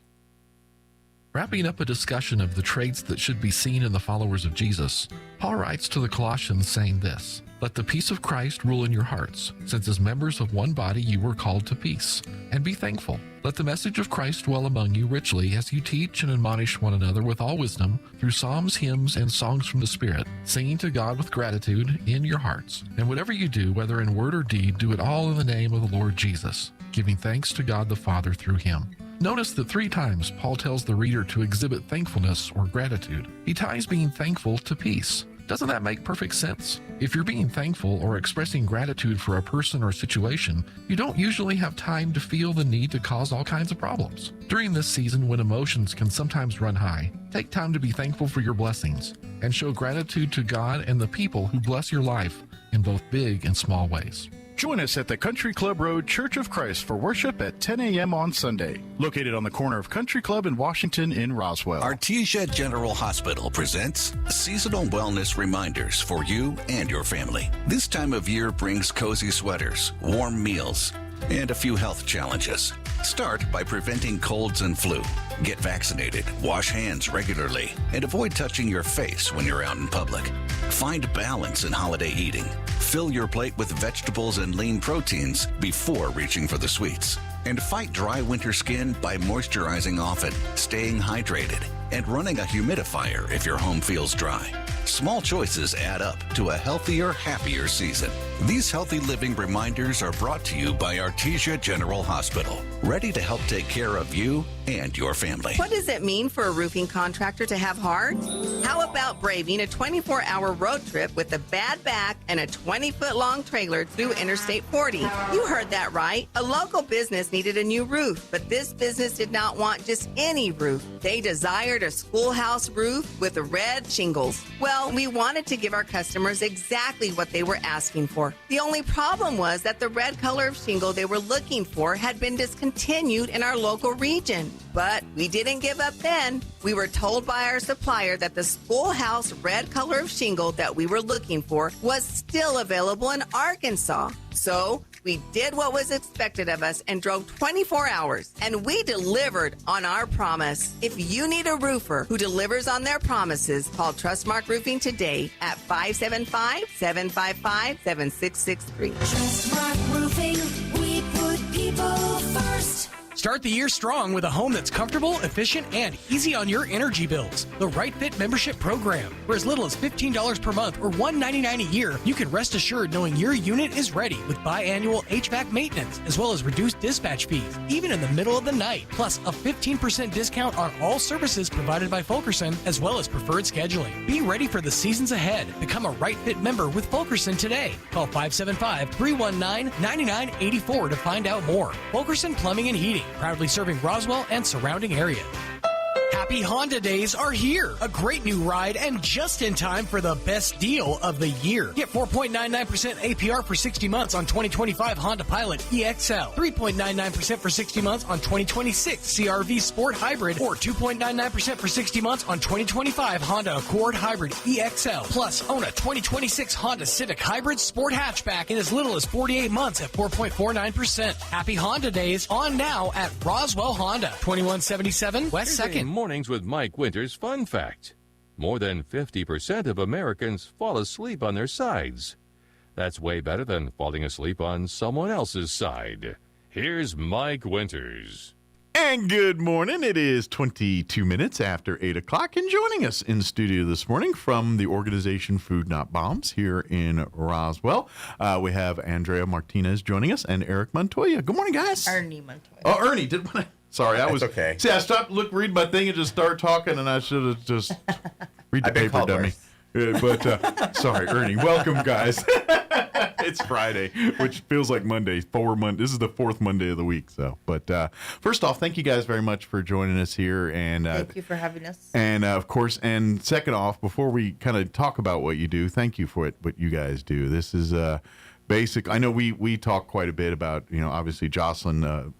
As part of the organization as well, too, our producer, and so we try to get the word out and get folks to kind of put, put them on your radar or your radar on their radar kind of thing, and it's really, I know that you guys deal with a lot of political pushing arounds here and there. But at the end of the day, you're just trying to feed people, give people food, give people clothing, give people opportunities to address needs. Some supplies to get them, keep them warm for the winter.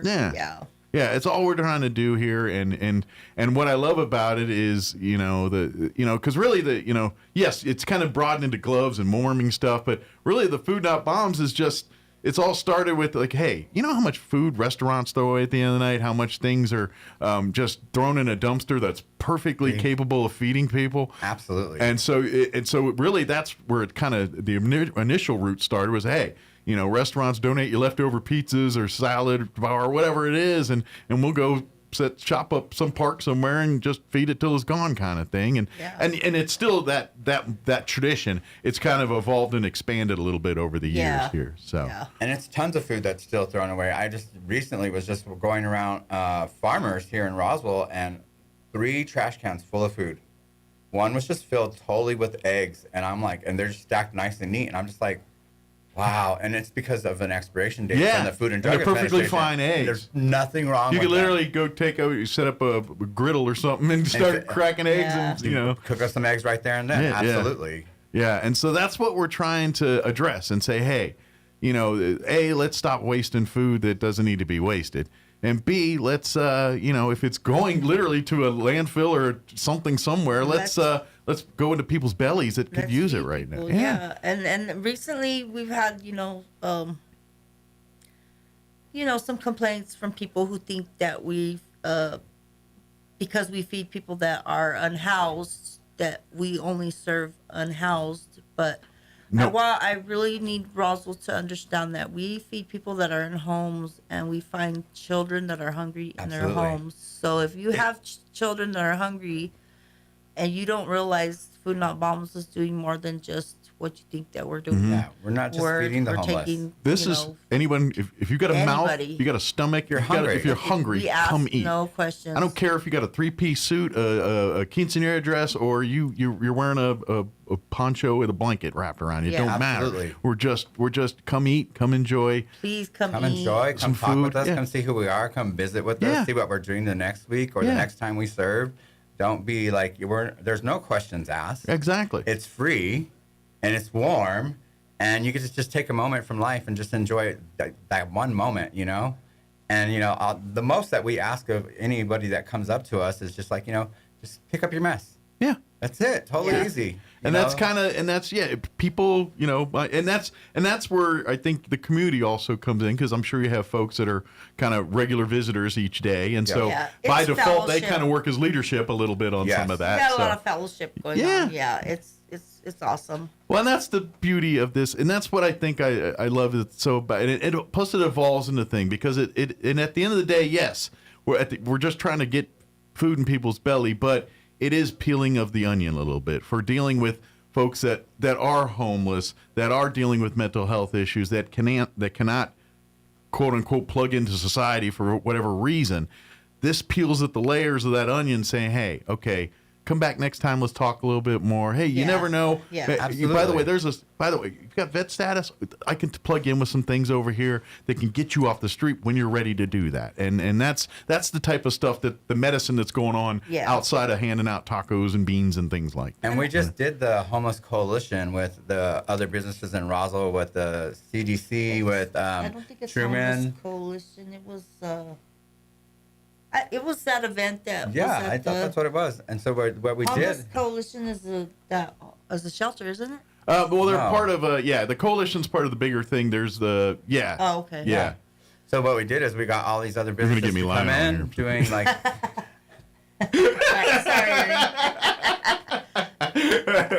I just think about those 2 shelters. That's why. Sure.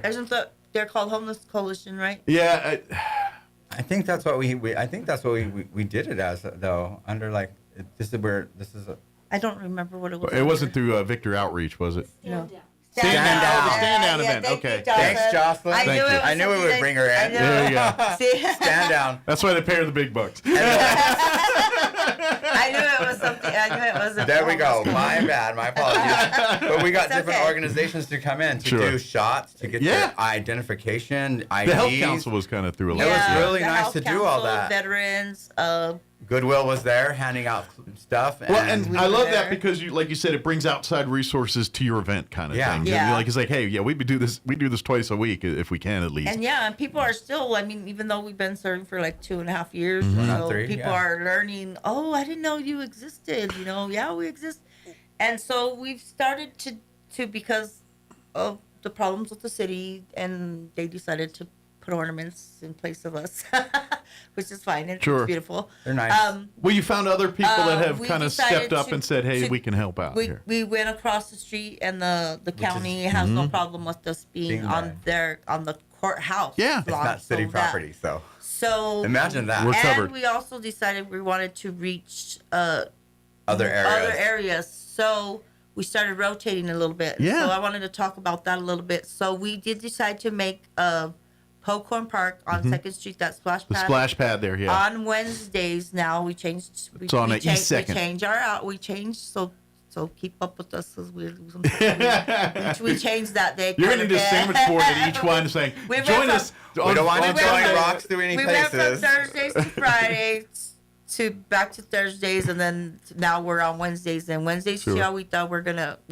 Popcorn Park, Chihuahua neighborhood. Yeah, right there. Historic town. We're going to make that a permanent for 2 o'clock on Wednesdays. And then Sunday, we will possibly most likely be at the courthouse. But we're going to be testing out spots. So pay attention to Food Not Bombs Roswell. I know. We went to Big Lots. Yeah, a week or so ago, you were farther up north there at Big Lots because, believe it or not, folks, there is a concentrated area. Once Big Lots closed, and at that time the temps are much colder than they were doing right now. So they were literally seeking shelter right under the porch there and everything else. I've seen people on McGaffey Street. So maybe if we can find somebody that's willing to let us have a little spot for a moment, so that way these people can learn we exist, and then we can come up with a proper schedule that. We will definitely be here on these 2 different days, and then that way all these people from these different areas can get around. And not a lot of people know that they can call the transit if they need a ride, and they can get a ride to us. Sure. And I know that, like,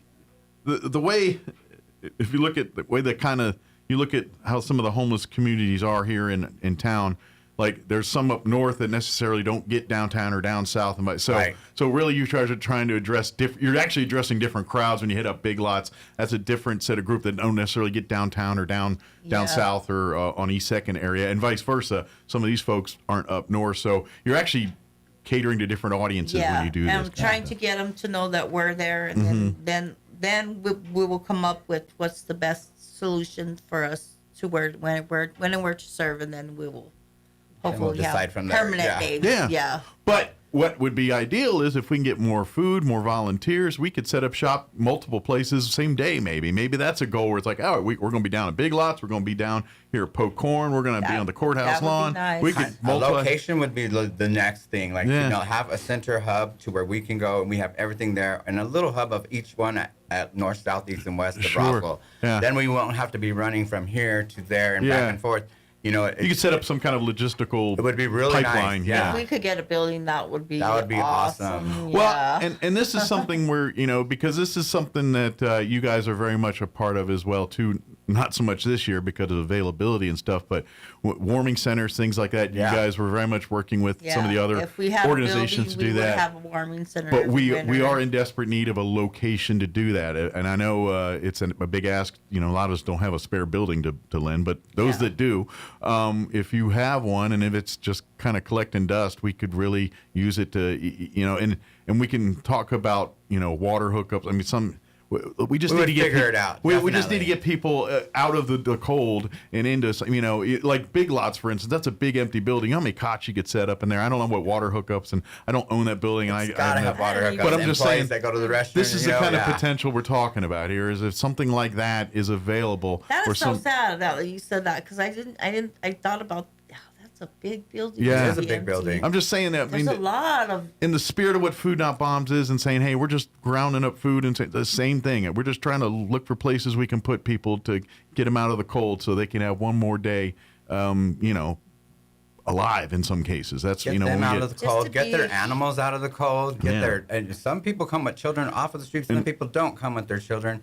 And some people that are living in homes come too. And so like, I like what Andrea had to say too, like, you know, we serve everybody. Sure. And this is the other thing too, especially this time of year with holiday season, there's quote unquote a large percentage of population that aren't technically homeless, but they are one setback, one breakdown of a car, one blow up of a water heater of being homeless. You know, with the way the economic downturn has been these past couple of years, it's true. Like I just said it the other day to them. I said it on a live feed on my Facebook. I would do a live feed when we were doing Food Not Bombs. And I'm like, we're all one step away from being homeless, from being hungry, from the government shutting down. I mean, welfare shut down the couple of those weeks, and people didn't have their food stamps and stuff to buy food, so they were hitting us immediately. Sure. And we got a little bit nervous. You overwhelmed. You're like, man, we're I was like, all right, God, I know you're gonna do it, but I'm still just thinking about it. Yeah. So really, this is so that those that are in need come, but those that want to get involved and help, this is this is so grassroots. This is so literally every dime, every chicken nugget, everything that you donate goes literally within hours to someone in need. Absolutely. And that's the great. I know always keep bringing the food, but I know we're kind of blessed right now with warm temperatures, but this cold will be back. We're going to need sleeping bags. We're going to need socks, gloves, coats, beanies, jackets, scarves. New shoes even. Their shoes are worn out. Yeah. If someone wants to donate tents, they can. We don't say really no to a whole lot of stuff, but so we just take whatever is given to us. You know? And it's such a blessing just to give back. You know, I have so much already in my life. Like, I'm just glad to be able to give back to our community, you know, Travis County. I've been in Albuquerque and I've seen those streets, and they're just flowing. And you just like get so overwhelmed, and I'm like, I don't want that to happen here. Sure. And if we don't take care of it now, and you know, like the city started complaining that we're making them look bad. The businesses started complaining we're making them look bad because the homeless were eating, and I'm like, that doesn't make sense. Make it make sense. This is the part. Exactly. It's like people are here. They're here. Regardless of your feelings on whatever it is, we as human beings see human beings that need food. They need. This is 2025. In arguably the most advanced country in civilization in the world, and we got people that can't get a sandwich while someone 2 blocks down is it just blows me away. And this is look, I'm all for hard work and you earn your thing, but part of being a human being is giving back when you're able to and doing that type of thing. Counts. And so this is what I'm and the city's got their priorities and things, so they're doing their thing, and they're doing what they got to do. That doesn't stop people from helping people. And I always tell, and I've said this 1,000 times on this show, if you want a better community and you're waiting on a government or somebody else to do it, then you're going to spend your whole life waiting. You got to get off your own tail and do this. And this is the type of thing and this is why I really, really support and love what you guys do, because at the end of the day, you guys are just people. And I know you guys aren't millionaires. You got your own problems. You got your own lives. You got your own dealings you're dealing with. But you're still taking time out of your day to make sure you're a couple times a week you're out here handing out food to people in need, or in between these feedings, contacting with some of these folks and dealing with them one-on-one and other issues and things like that. Contacting businesses. Hey, do you have any extra food that y'all are giving away, like such as Popeyes or Country Club or whatever, school. What is Mountain View? Miss Jackie. We have some of the schools get involved. She filled up a whole truck the other day. Made me tear up because I'm like, wow, like, and I love because that gets deep, because now you got kids involved, and it's instilling that server's heart in them at that age and putting and so I got a feeling you're gonna see a few generations of folks like yourselves that are always willing to give back. That would be awesome. Yeah, kids are the future. Yeah, they're going to be the next leaders. Yeah. And then let me tell you, when I go to the school, the kids love to help me take the food out and to load it up and stuff. And so it's just a win-win, because especially kids that have it good, because that's what we want. You want all of your kids spoiled. You know what I mean? Then and to show them for us too, like, and probably including Jocelyn, like, we didn't have the best stories in our lives. Sure. You know, we went through a lot. You've probably, like you said, you've walked a mile or two in some of these. I know hunger. And we put ourselves through a lot. so, when we finally were able to rise up from whatever we went through in life, we picked ourselves up and we chose to work in the community, and well, it's that pay it forward, because you like you said, you understand, and to be honest, I think more of us relate than don't, because I don't even care, even if where you're at today, you're pretty well off. There's always been a time where some much different levels than others. I'm not going to try to compare apples to oranges here, but we've all had moments in life where, like, where's my next meal coming from? Where am I sleeping tonight? Where do I have? Oh, wait a minute. Even if it's for a small minute, it's for a minute, and I think we can all relate to that. And yes, we just live in a world where there's too many options to make sure that people, unless by choice, don't have they have to have a place to sleep, have a thing to eat, Now, I get it. Some people don't want to get denied, then God bless you. That do you think. But most folks that are homeless are not in that situation. Yeah, most want a way out. A home. Yeah. I have come across some people that do just enjoy being free, and I think in the United States, the rat race killed a man, and there's one done with it. Yeah, I get it. You should be able to be free to have a nap in the park. I mean, I think we used to do that when we were younger. It wasn't a problem, but nowadays it's like, oh no, you can't do that. And it's like, life is so much different than when I was on the grass. Yeah. I'm like, wow. Like, I remember when we used to lay on the grass with a blanket out, and just like eat. All of us would conglomerate together, whether it be at Chewy at the park or when the pool was up before it disappeared. That's what a park's for, though, right? Yeah, it's to come and hang out and take a nap, touch some grass, and relax. Let's transfer some energy. Let's get rid of the negative, get the positive going. Yeah. Otherwise we just have concrete buildings. I love what we do. I love Food Not Bombs. I love what it's doing for Roswell, and I love what it does for Travis County. And I'm glad that people are taking notice that people are like, y'all are a real business. Yeah, we're real. Well, we're real. I'm here. I'm doing it. I go pick up the food. I warm it up. I cook it. We plan it. We do it all together. Coalition of everybody. Yeah. I don't care if you follow the path of God, come on down. If you and God are oil and water don't mix, come on down. It does not matter. Are you a human being? Are you want something to eat?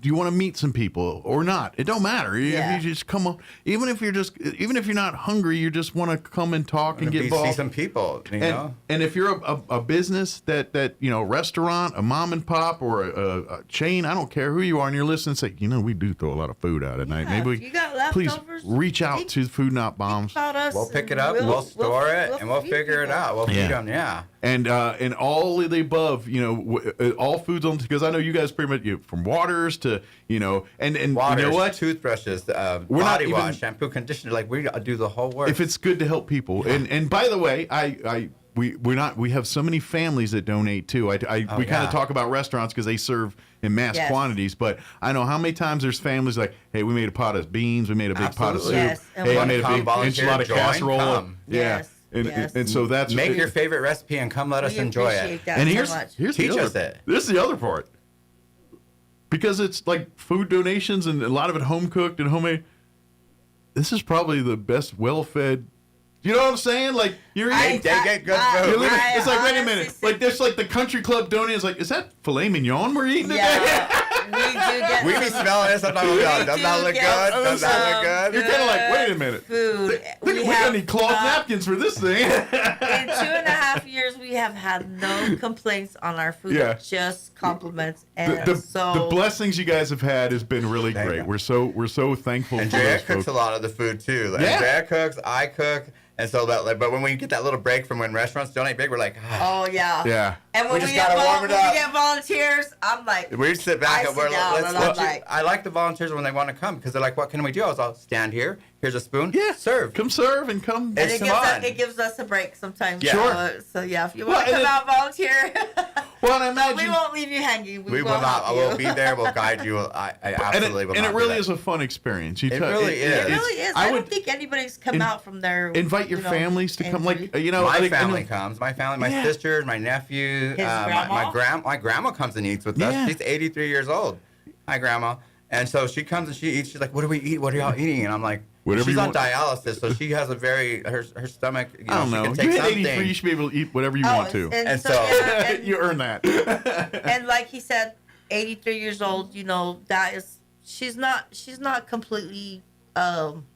She just needs somebody driving her nowadays. She huh? does. Sometimes she drives and sometimes she doesn't. Oh, so she's For the pretty. people She's still good. She's pretty spry then for her. My age. grandma Yeah. always told me this: don't ever sit down. If you want to keep young, don't ever sit down. This is my grandma Mary Montoya, and she's all keep moving. Don't ever sit in that rocking chair. I And so picked she the wrong keeps career moving. field, man. I'm bouncing my keister all She's day. all, as soon as you start rocking, that's when you know you're heading towards Yeah. that older. And so she comes out, she brings her walker, and she sits down and she enjoys the meal with me, and it's But great. just for that a my reminder family. for people that the elderly and the people that are going through maybe chemo or They're sick, you're not, sure, you whatever it cannot may be. get around. We You will deliver the shut-ins. We'll deliver. You gotta But get you that. gotta be Let us know. homebound. You gotta be homebound. because we have been burned before, but people, Well, this come is bring us food, and they just want to be lazy. Sure.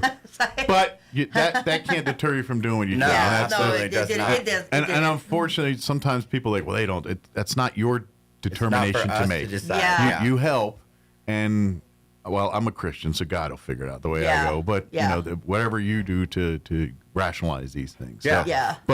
But that being said, if you do know someone that is shut in or could have delivery stuff, reach. I know Food Not Bombs. If you do Food Not Bombs Roswell NM on Facebook, it should pop right up. Pops right up. Most time, if you just start typing Food Not Bombs, it'll be the first one that pops up. Absolutely. I highly recommend you like and follow that. Shoot a message through there. That way, any of the we'll call them the Three Musketeers here will get that. Your administrative team right here. We'll get that message and then can take care of that. If you've got donations that you would like to make or want to offer your services in any way, shape, or form, or if there's other groups that want to partner in and say, hey, I like what you're doing. We do this. Can we team up to do this? Yes, awesome. We would love to check them out. That's one of the great, and this is why I love when we talk about 100% Chevis County. I know you guys are involved. You guys, and obviously the health council and everything, they really try to put everyone that wants to help, let's put you all together. And so we're not missing any points, but we're not also oversaturating one area and not under serving another area. So there's really a great minutia there of doing that kind of Great thing. camaraderie there. Yeah. And of course, we're always looking for more volunteers to get involved. And I know you guys are dealing with the not my backyard type mindset here, but at the end of the day, thanks to some people that continue to do that, we're gonna and I know when the well runs dry here, you guys will move to the next thing, and that's kind of what Food Not Bombs does. But if someone wants to offer up those kind of things, hey, we're doing we got a place you can set up and a little more permanent setup or anything like that, Let us please know. reach out. That could definitely Let us know. And certainly if if people are available or would be considerate or want to share ideas about housing homeless during the cold months here, because we're lucky now, but it's New Mexico weather. Just wait. Matter of fact, I think It I might already be saw 90 something. degrees tomorrow. I think I saw something on the news yesterday. They said after Christmas we're seeing we're going to see a change in the pattern. So Yeah, February will probably be cold. February is usually cold. that last hurrah before it gets hot again. Yeah. Yeah, that's what it is. But please come out, reach out, and then so your next one will be Sunday, right? Sunday. Is that the next meeting? And Sunday, and we are is that going at to be Pope at Corn or the, is that the courthouse? we're going to be at the courthouse. Okay, that's going to be here on the courthouse Yes. lawn. Yeah, that's right. the courthouse lawn at 1 o'clock. So come and first come, first serve. Come bring a plate or come get a plate, whatever you need. Come sit, have some fun with us. We have plates. Right. And we have to-go plates. We have. Oh yeah, all that. so- But if you want to bring food or if you want to come and get food, yeah, that's you what I better meant. play like that. Sorry, I was going barbecue like, hey, get you a plate If you or hey, I want to brought bring a a plate. meal, Yeah. we Come bring will a plate. serve a meal. Sorry, I was We getting too appreciate it. informal. Hey, bring a plate or get a plate, whatever you need. Oh man, that's funny. But and then of course, obviously other stuff too. If you want to drop off sleeping bags or coats, If you got old winter clothes, that Winter you clothes are right not now, yeah. using, And like all you're sizes. buying new winter stuff for your men's, people. women's, kids, teenagers, Bring them down. We'll get All them handed out. sizes. all of the above. The warm stuff, we will put it out there and we will let them take it. We don't ask questions, and we just let them go through it and take it. Yeah. We don't They're like, can I have one? We don't Or sell I'll it. have. Do you need 3? Take 3. You want a basket of juices? Here, take them. How many people are in your home? Like, All you go. people mad at the Cowboys at this point, donate them sweatshirts. And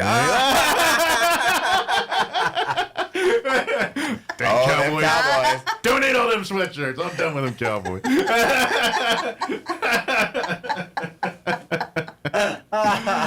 Oh, man. Damn Cowboys. I'm about to do I tell my family because they're big Cowboy fans. I'm all, they're still playing? Well, they give you just enough hope and then they take it away right at the last I second. think their cheerleaders are better than them. Their cheerleaders are more famous Than they are. for sure. I've actually I got to tour their stadiums. They have a nice stadium. They do, but like you get to where they took us back to the locker rooms and everything, and I got to see the Cowboy cheerleader locker room and the Cowboys locker room, and they're equally nice both. But they got like these big, like in the cheerleader locker rooms, like above their locker, they got this like big 5-foot tall picture of each of the cheerleader in their locker. It's kind of crazy in there. Absolutely, that's the way it should be. But it's pretty nice in there. But guys, is there anything we missed? Anything we wanted to cover? We covered it all. We covered it all. Again, if you want to get involved, reach out. Food Not Bombs Roswell NM on Facebook is the best way to get there. Jocelyn's coming in to add some. Third musketeer really quick. Yes. She's here.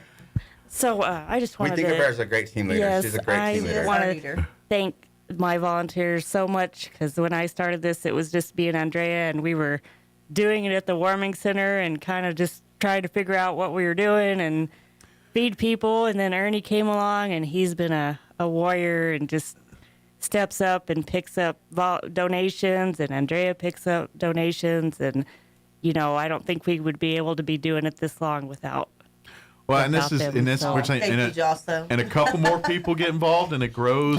And this is, but this is how, and this is why I love it, because literally, like, this is grown up through grassroots, just people seeing a need and trying to address it. And I know you guys doing this, and you know, now that's the 3-headed monster here. It's really great. That It really is. But that's great, and I would like to see the 5, 15, 100-head monster. Yeah. Let's make this thing bigger, better. The Hydra. If you want to know more, come join us at 1 o'clock on Sunday out here at the courthouse lawn, and just see what it's all about. Talk with these folks. Come get you something to eat, or just come and. Well, and you know what? I want to give a big shout out to Jackie. You know, we started out picking up one day, 2 days a 1 or week 2 days from Mountain View, and then now we pick up all week. FedEx That's donates regularly. We pick up stuff that they can't It's great to see send we're out. seeing so- big entities that do Yep. have that. Country Club always gives us that awesome food that people get. So yeah, these are Club. the and yes, Pasta Cafe, Golden ki- Corral. Like, Big thank they're you just to them. all like participating. Yeah. We really appreciate it. Well, the And holiday season, the need will get will Yes. even be bigger. So, if you guys ring us up.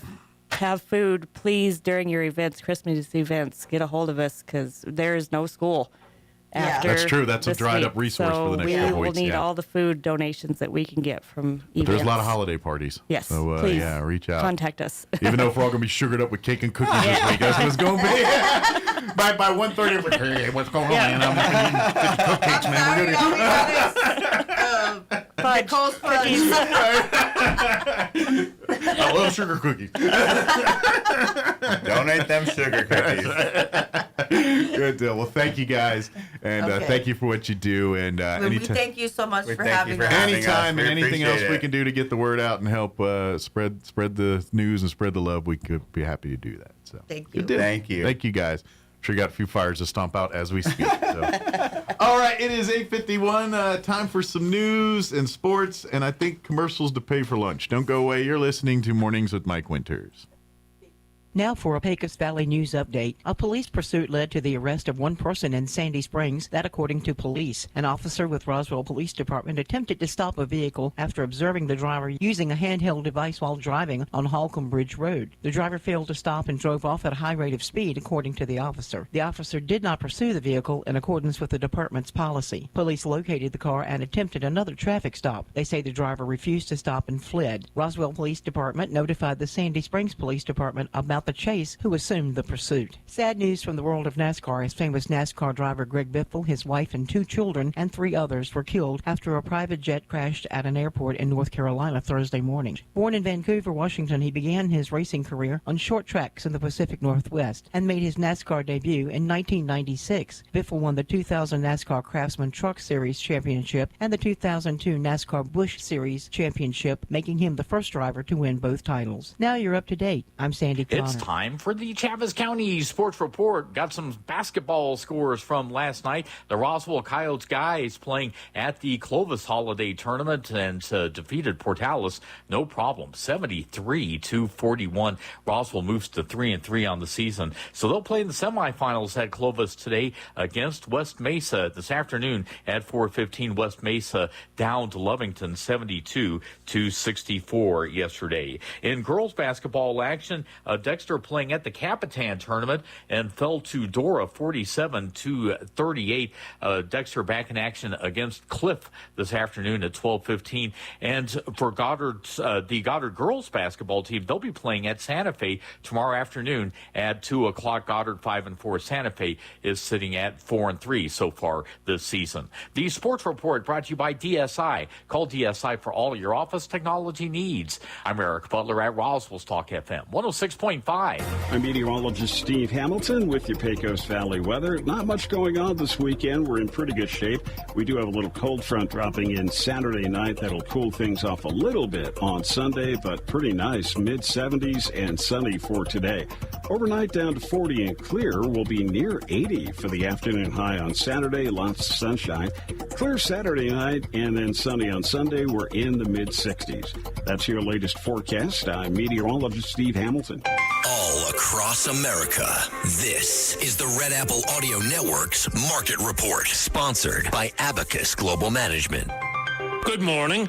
Stocks may be volatile in heavy trading today because a much larger number of options trades than usual expire today. Stocks open higher after tech stocks rose, and the Labor Department said inflation fell. Wall Street took it as a sign of possible progress toward lower inflation, even though the U.S. Labor Statistics Bureau says electricity is now up 7%. Food generally is 2.5% higher than a year ago. Ground beef is still up 15%, coffee still up 19%, and tech equipment to car repairs are still 10% higher than a year ago. An Associated Press poll says about half of Americans say it's harder than usual to afford the things they want to give as holiday gifts. President Trump signed an order to reclassify marijuana as a widely available drug for medical use, research, or casual use to eliminate burdens on existing cannabis businesses. But CNBC reports big pharmaceutical brands may now get into marijuana, pressuring existing operators. With business, I'm Joe Connolly. This is the Red Apple Audio Network's Market Report, sponsored by Abacus Global Management. What if the future of finance wasn't built around averages, but around you? At Abacus Global Management, we're reshaping financial planning around the most personal data point, your lifespan. But it's more than just insight, it's control. As a technology-driven asset manager, we're empowering investors with an integrated system to take command of your time, your future, your financial destiny. This is a new era of investing. Take control at abacusgm.com. It doesn't matter if you've been naughty or nice. Everyone gets our very best price during the year-end sales event at Roswell Ford. It's the final days to trade up for less during the year-end sales event at Roswell Ford. Last chance for 0, 0, 0. That's 0% financing for 60 months, 0 down payments, and 0 payments till March 2026. Plus, if you're making payments on your current vehicle and want out early, Roswell Ford will do whatever it takes to help you escape from your trade, even if you owe thousands more than it's worth, regardless of make, miles, or condition. Worried that your credit is on the naughty list? Roswell Ford has partnered with more aggressive lenders who will push to approve your credit, even if it's less than perfect. All roads lead to huge American-made savings, 0 down, 0 APR, and 0 payments till March 2026. Get on board at Roswell Ford, 821 North Main Street in beautiful Roswell. Call 575-623-3673 or online at roswellford.com. Interest accrues from date of sale. 0 APR is 1667 per thousand financed on 2025 F-150s. Subject to lender approval. Offers not combined on select We vehicles. have new dining furniture that will make you a hosting hero. This is Melanie from Glenn's Furniture. Take a break from overpriced stores. Our top-notch tables come in dining and counter heights and feature 6 to 10 chairs with styles that are sure to impress your guests. Pair your table with luxurious buffets and servers to enhance the classic dining experience. All our tables are ready for immediate delivery, so buy from Glenn's today and dine on it tonight. Come see us on the corner of Union and Alameda, where delivery is free since 1953. Get a great deal on versatile Kubota equipment today. Like the Kubota L-Series compact tractor, the #1 selling compact tractor in the U.S., Z-Series mowers, and Sidekick utility vehicles. Stop by your local Kubota dealer today. Right now, bring home select Kubota equipment with 0% financing available or save up to $4,500. Now through December 31st. See us or go to KubotaUSA.com for full disclaimer. Visit your local Kubota dealer, Amigo Machinery at 2801 Southeast Main Street in Roswell. You are 13.8% more likely to die on your birthday. Think about that the next time you want to celebrate your birthday month. Here's Mike Winters. And good morning. It is 8:58. Real quick before we get you into news and what have you here in about a minute. Don't forget, you got 2 more nights to check out the big drive-through event, the Reason for the Season event that's happening. It's tonight, tomorrow night's the last 2 nights.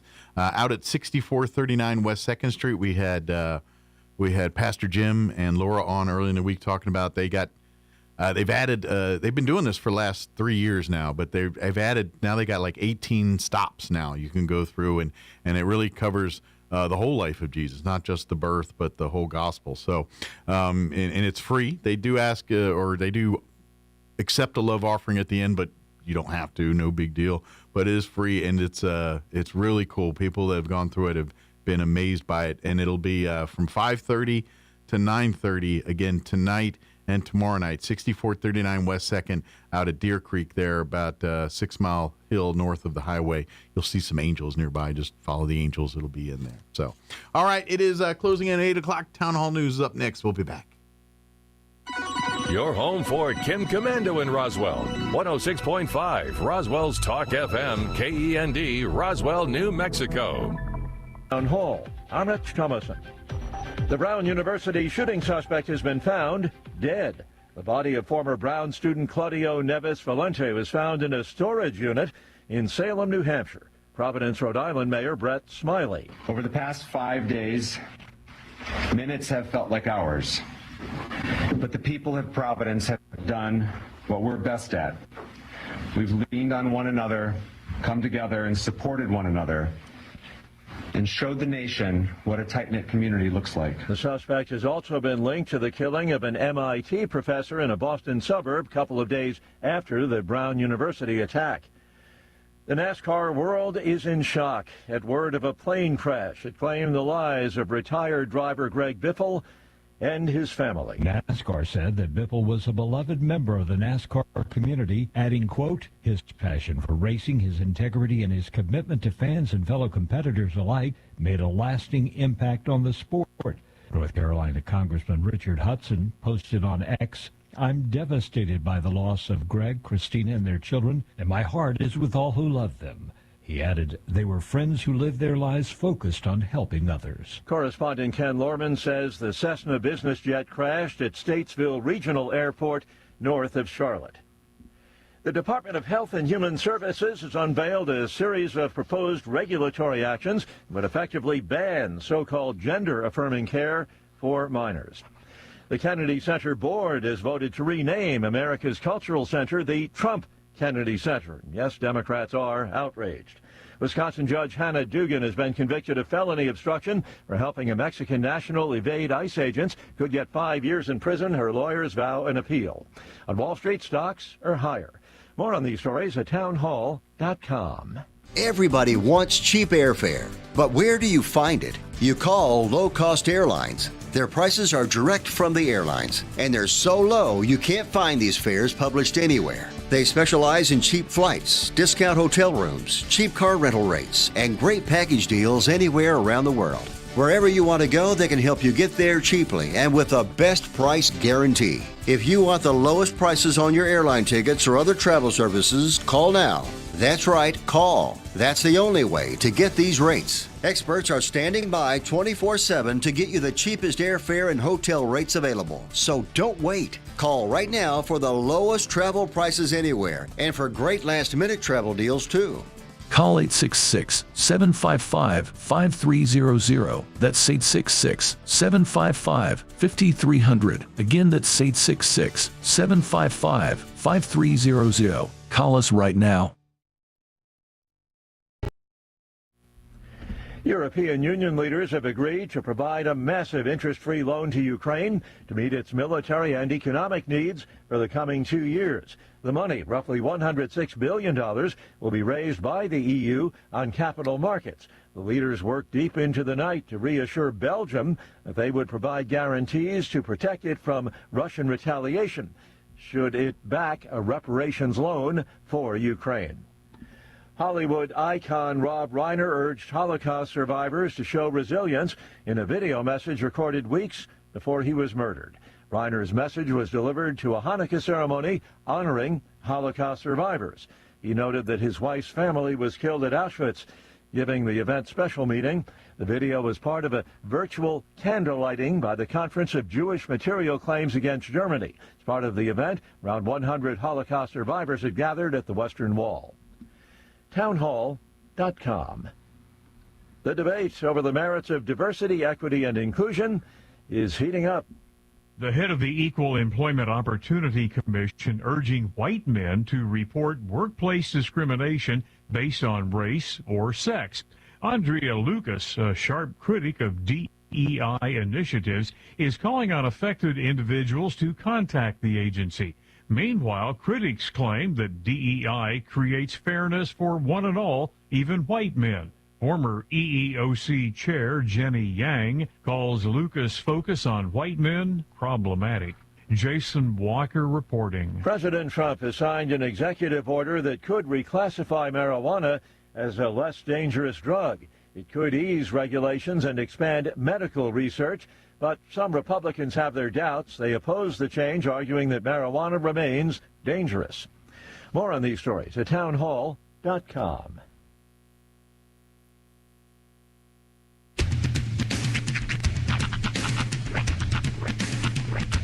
What in the wide, wide world of sports is going on here? I promise you, whatever scum did this, not one man in this force will rest for 1 minute until he's behind bars.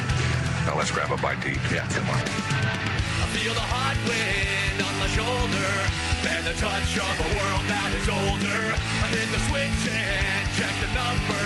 I leave it on and then I slumber.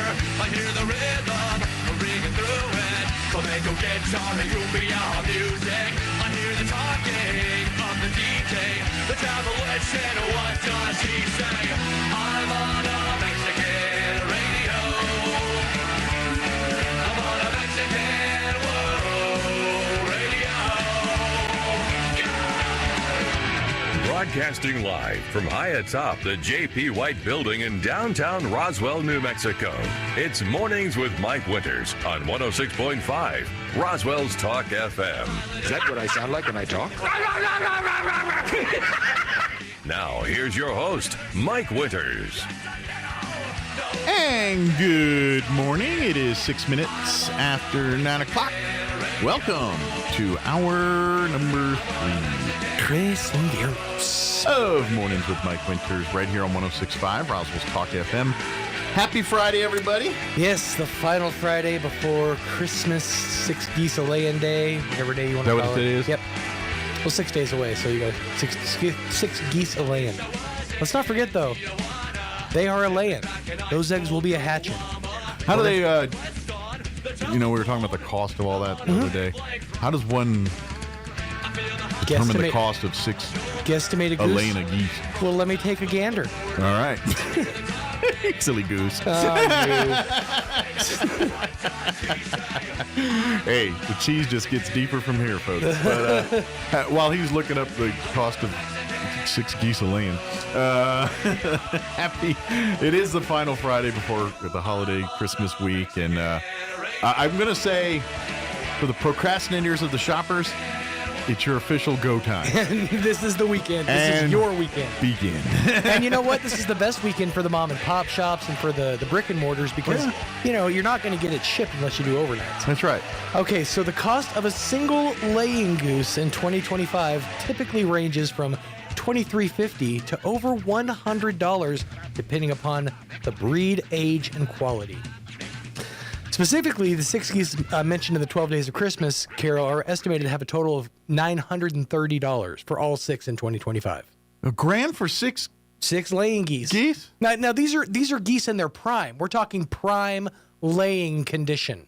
Well, what does that get me? That sounds really weird. Like, what do I get for $1,000 of geese a laying? Like, do I got like potential? That's what you get. And am I going to have an extravaganza in eggs, or am I just talking like 6 eggs? So now I need to look up what the average laying.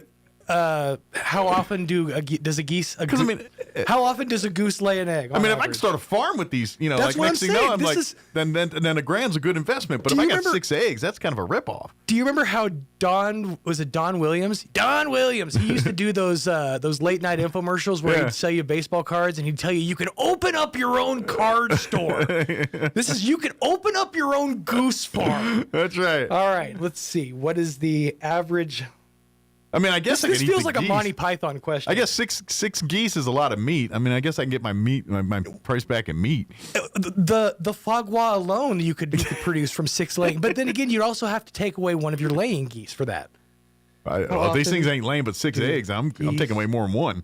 I'm going to get my gram back one way or another. If we're going to have goose kebabs. Okay, you know what? You might be better off with the foie gras and the goose meat because geese lay eggs seasonally, usually once a year in spring. It says a female laying 1 egg every 1 to 2 days. So they ain't even a laying now. Well, it says a female laying 1 egg every 1 to 2 days until her clutch, around 5 to 9 eggs, is complete. Clutch of eggs. Who's the drug-addled man who wrote this song? This is... Why am I going to want 6 geese a laying that ain't even laying right now until the spring? Okay, I've heard it's an allegory. I've never looked into that, but I've heard it's an allegory, and each one of them is like a certain aspect of the holiday season. I'm not sure what, but I guess geese a laying is prosperity, maybe, because the geese are a laying. You know what I'm about to say?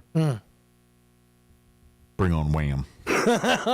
Don't you dare. Wham risk. Well, you know what? This is too bad. We're just going to go wham a Christmas and just blow it all up, and then we'll hit them with some Mariah Carey right after that and call it good. I've already been Mariah'd out. Don't worry. If you play it right now, I won't hear it because I don't have headphones on. So I can crank up touche. I can you crank just turn up off everything. Yeah, well, I was walking through the store yesterday and I heard Last Christmas come on, but it was Taylor Swift's version, so I'm safe. Yeah. For those who don't know, he plays the Whamageddon taking part of a game called Whamageddon where I cannot, between now and Christmas or December 1st and Christmas, hear the song Wham, Last Christmas by Wham. Yep. By the band Wham. It has to be that version. You also played in the Mariah Carey thing, but you got knocked out of that I got knocked day out one early of on that contest. There was no chance. That song is ubiquitous. And then it turns out that song, according to a story I read from the New York Post, sings to my soul, the soul of my sign, because I'm a Leo, and it's royalty in Christmas music. It's your destiny. Yeah, it is, and it sucks. Or to quote McFly, it's my your density.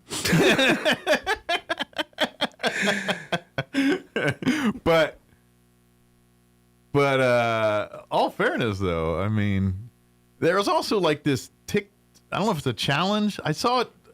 It's on Facebook now, so it must be old. But it's. I think they're dressing up like women. I don't know if they superimpose their head on this Mariah Carey glitter dress thing. I've seen 3 people do. I'm going to do the thing now, and it's a picture of them in this white sparkly dress, and I think it's a Mariah Carey, but I may be wrong. Probably.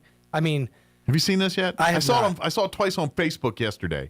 So I'm like, it must be way jumped the shark if I'm seeing it twice on Facebook now. Yeah, I don't recall. I'm going to see it now that you've brought it up. You're welcome. In the vicinity of my phone, and you guys will too. So enjoy that. That's right.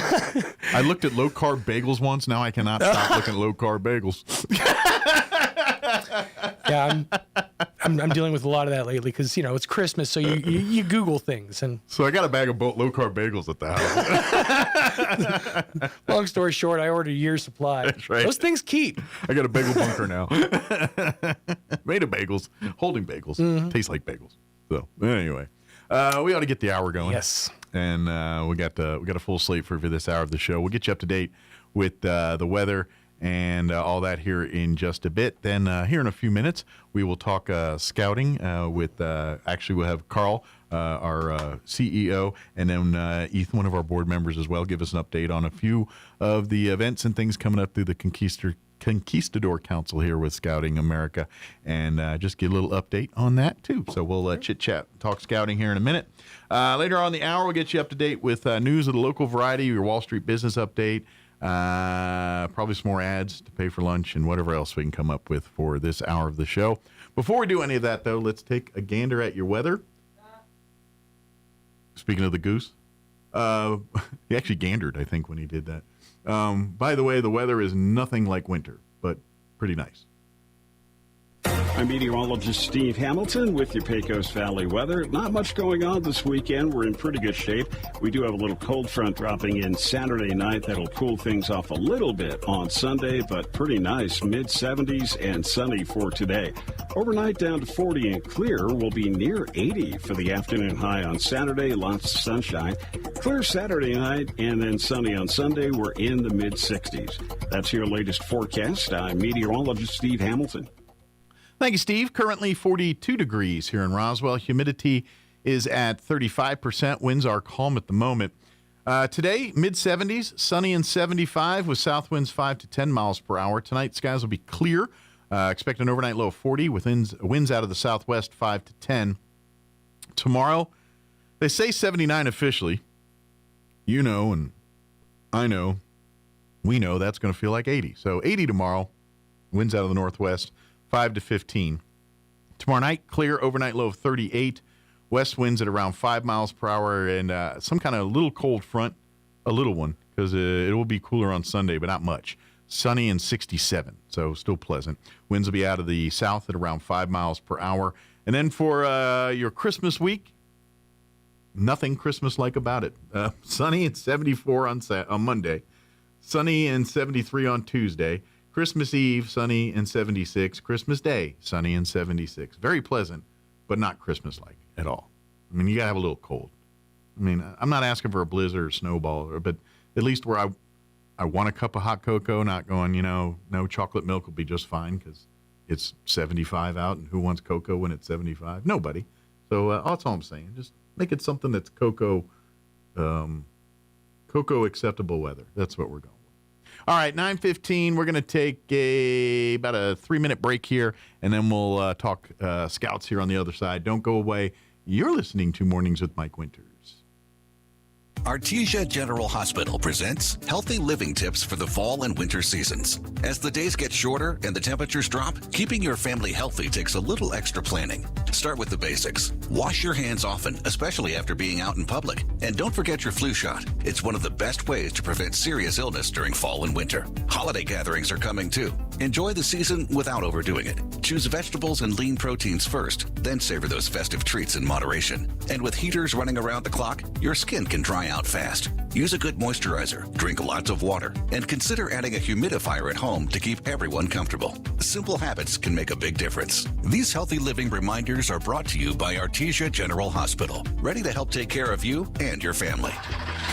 Get away and save during the Hyundai Getaway Sales Event at Roswell Hyundai. Now through the end of the year, get 0% APR for 60 months on new Hyundai Tucsons, Tucson Hybrids, Santa Fe's, and Santa Fe Hybrids. But that's not all. Now through the end of the year at Roswell Hyundai, get no payments for 90 days. Don't forget that every new Hyundai comes with Hyundai Assurance, so you can buy with confidence. So before you get away, Get to the Hyundai Getaway Sales Event on now at Roswell Hyundai, 1909 West 2nd. This is Melanie from Glenn's Furniture, and I'm here to tell you watching the game from a sorry recliner is not how life should be enjoyed. You could have a power recliner with an adjustable headrest in your favorite spot right now. American built and a solid guarantee are the reasons we stand behind our recliners, and you can be confident in the service we provide. So pull your backsides from that old chair and cheer for your team in style. Come down and see us at Glenn's on the corner of Union and Alameda, where delivery is free since 1953. If you're missing a tooth or several teeth, a dental implant may be the ultimate solution. Implants look and feel so much like real teeth that you probably forget you have an implant. Maupin and Brown Dentistry is one of New Mexico's most experienced implant providers, with literally thousands of implant patients who are absolutely delighted with the results. Call Maupin and Brown today for an evaluation. You'll be surprised how affordable implants can be.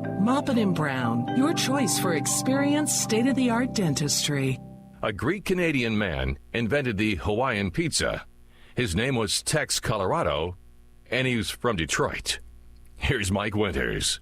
And good morning. It is 17 minutes after 9 o'clock, and joining us in studio this morning, now officially here, Carl Shelton, of course, CEO here, Scout Executive for the Conquistador Council, and also Ethan Parham, who's part of the Conquistador Council board as well. Good morning, gentlemen. Good morning. And Merry Christmas. Happy New Year. Merry Happy Christmas, holidays. indeed. Yeah, Merry Christmas. We're less than a week out, and I know, of course, I imagine there's a lot of, because I'm sure each of the scout troops and things have little Christmas get-togethers and some. So I imagine there's a lot of shindigs to get to over this time of year between the different scout packs and troops, and of course, the council, dinner, Christmas, what have yous, and all that stuff. So kind of a busy time of year for partying and rubbing elbows. Yep, it is that season, isn't it? I've lost track of how many things I've been to. That's right. So much finger food in the last month. A lot of finger food. Lots of finger food. And I'm losing my shirt on White Elephant gifts. How'd you do that? Is my question. Because I keep having to bring another $25 gift. And are they going up every year? Yeah. The last one was like, well, $35 limit. I'm like, what happened to $10 Yeah, it gifts? used to be 10, and now it's like, we'll keep it under 100. What? Don't worry, I'll have no problem doing that. And I got a whole bunch of stuff that I really don't want. And, I think the next time I'm just regifting stuff. I think if I do it from now on, I'm going to say dollar store. Like, you can only buy Christmas gifts from a dollar store, and go from there. I like what we did for my work.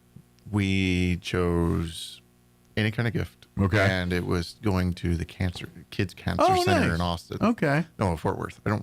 It's one of the. So basically, you get to buy toys for kids, and whatever you're into, you can kind of live through it, because like, I've always wanted that G.I. Joe, or I always wanted that Barbie, or whatever it is, and you buy it. It's for the kids, and you play with it for a minute, and then you. That's basically what half of us did. That's basically what half of us did, and it was worth it. All right.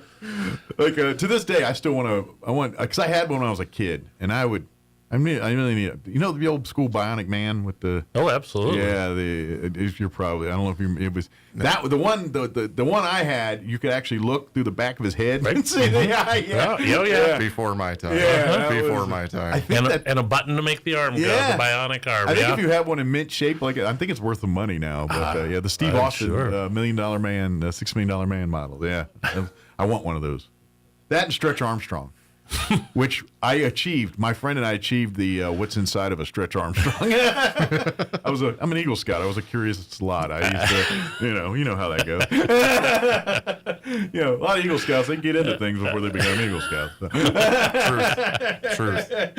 We speak from experience, but yeah, all joking aside here, really, scouting is kind of doing well right now. We got a lot of great stuff going on. Of course, as we turn to 2026 here, a lot of exciting things for the new year. It's a good time if you're wanting to, if your family's thinking about, investing time and energy into scouting. This is a great time to do it, because there's so many opportunities literally for your entire family right now. Absolutely. And, one of the things that we're working on is a partnership right now with Boys and Girls Club of Chavis and Lincoln County. And we have a program in scouting. We call it Scout Reach. It allows us to reach out and help in a combination of the rural and urban areas to work with youth and get them involved. And so we're now delivering the Cub Scout programming, and we're about to start the Scouts BSA inside the club program. Oh, excellent. They started in November having some of their first pack meetings and doing the activities. And my understanding is that first joining rank, a Bobcat that gets you going, just about all of the students there have completed that. So they're all going to get their Bobcat rank. It makes them official. It makes them official. Absolutely. Well, that's great too, because obviously so many things that Boys and Girls Club, what they do with youth, there is a lot of common ground there with scouting and everything else. So it's great to see that Boys and Girls Club students can get reinforced in those values through scouting, and vice versa. Those scouts get Boys and Girls Club influence reinforced through their Boys and Girls Club activities too. So it's really a win-win there. And all of us that are serving youth in this community, whether it's 4-H, Scouts, Boys and Girls Club, character counts, we're all in this for the same purpose. We want to help develop and grow great young people to turn into great adults. We're that upstream program is what they call it, so that they may not need as much assistance downstream. And so when we can collaborate with another organization and say, we can help you accomplish your mission and you help us accomplish ours, we all grow better together. Absolutely. So, by default, if you're in Boys and Girls Club, want to learn more about scouting, or through scouting, want to learn more about what, then come on and head down out to the Boys and Girls Club, and they'll be able to, like you said, you can start joining that pack right now here, and give them a few years, and they'll be up in the more, a little older into the scouting level here. Well, and actually we'll have, Cub Scouts in all of our programs goes through that 10-year-old 5th grade and then 6th grade. Well, they have 6th, 7th, and 8th graders there as well. And so, we're going to kick off a scout troop as well. Great. By the end of the year. So they'll be starting their work on their program there and getting their scout and tenderfoot and moving on as they choose. Eagle Scouts maybe come out of that. It certainly is a possibility. Absolutely. And just gee whiz curious, is that because obviously females are now allowed part in scouting, will they have both for that particular? Is that going to be a male? And then, because obviously we do have female packs and troops and things like that. How does that one fall under? So in this one, we're doing combined units. Okay. That's an allowed option for them. And so all the kids work together, and Excellent. Then even by grade. So it's all co-ed across the board. So it is all throughout there, and they are, and then they break out by 2 grade groups, so that they're kind of working on projects that are age appropriate inside of that. Yeah, you don't want to hit them with something that's like, well, they're not seeing that till high school. Well, yeah, we get that. We'll get that. Yeah. And then while their activities are all centered around what's happening at the club, it's also something where we'll be offering and extending opportunities for those youth to participate in all our other activities that we'll have, our day camps, the scouts coming up to summer camp, anything we can do to help enrich their overall scouting experience and make it what they want it to be. Speaking of that, evolution, and this might be a transition here, but, I could even see to evolve where they could come up with a unique Explorer Post program out of that Boys and Girls Club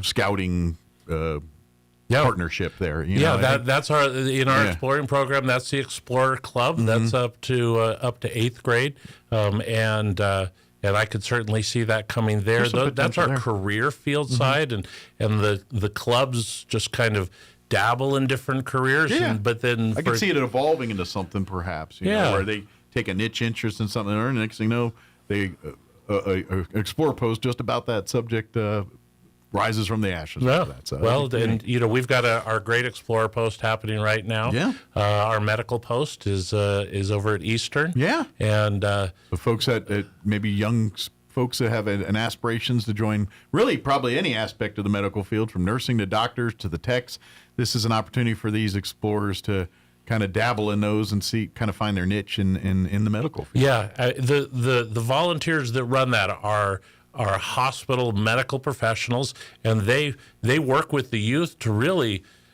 tailor the program to what the youth are interested. So if you have a group that's saying, we really want to learn more about blood or about x-rays or about what have you, they work inside the hospital to get them the best access they can possibly get at that age range. Absolutely. And learn what it is. And that's a fine time to learn that you don't do blood well or do blood well. Because, a couple weeks into nursing school and you find out, oh, I pass out when I see, that's not the time to learn that. No, that's that factoid. No, that's not the best time. And to be honest, I learned mine in scouting. Yeah. Because I had to do some first aid one time, and my dad, and he got a head wound, and that's when I about fainted because, head wounds, they bleed. Yeah. And that's when I saw that one, and I got weak knee, and I was like, I just learned something about me today. I'm about to pass out. And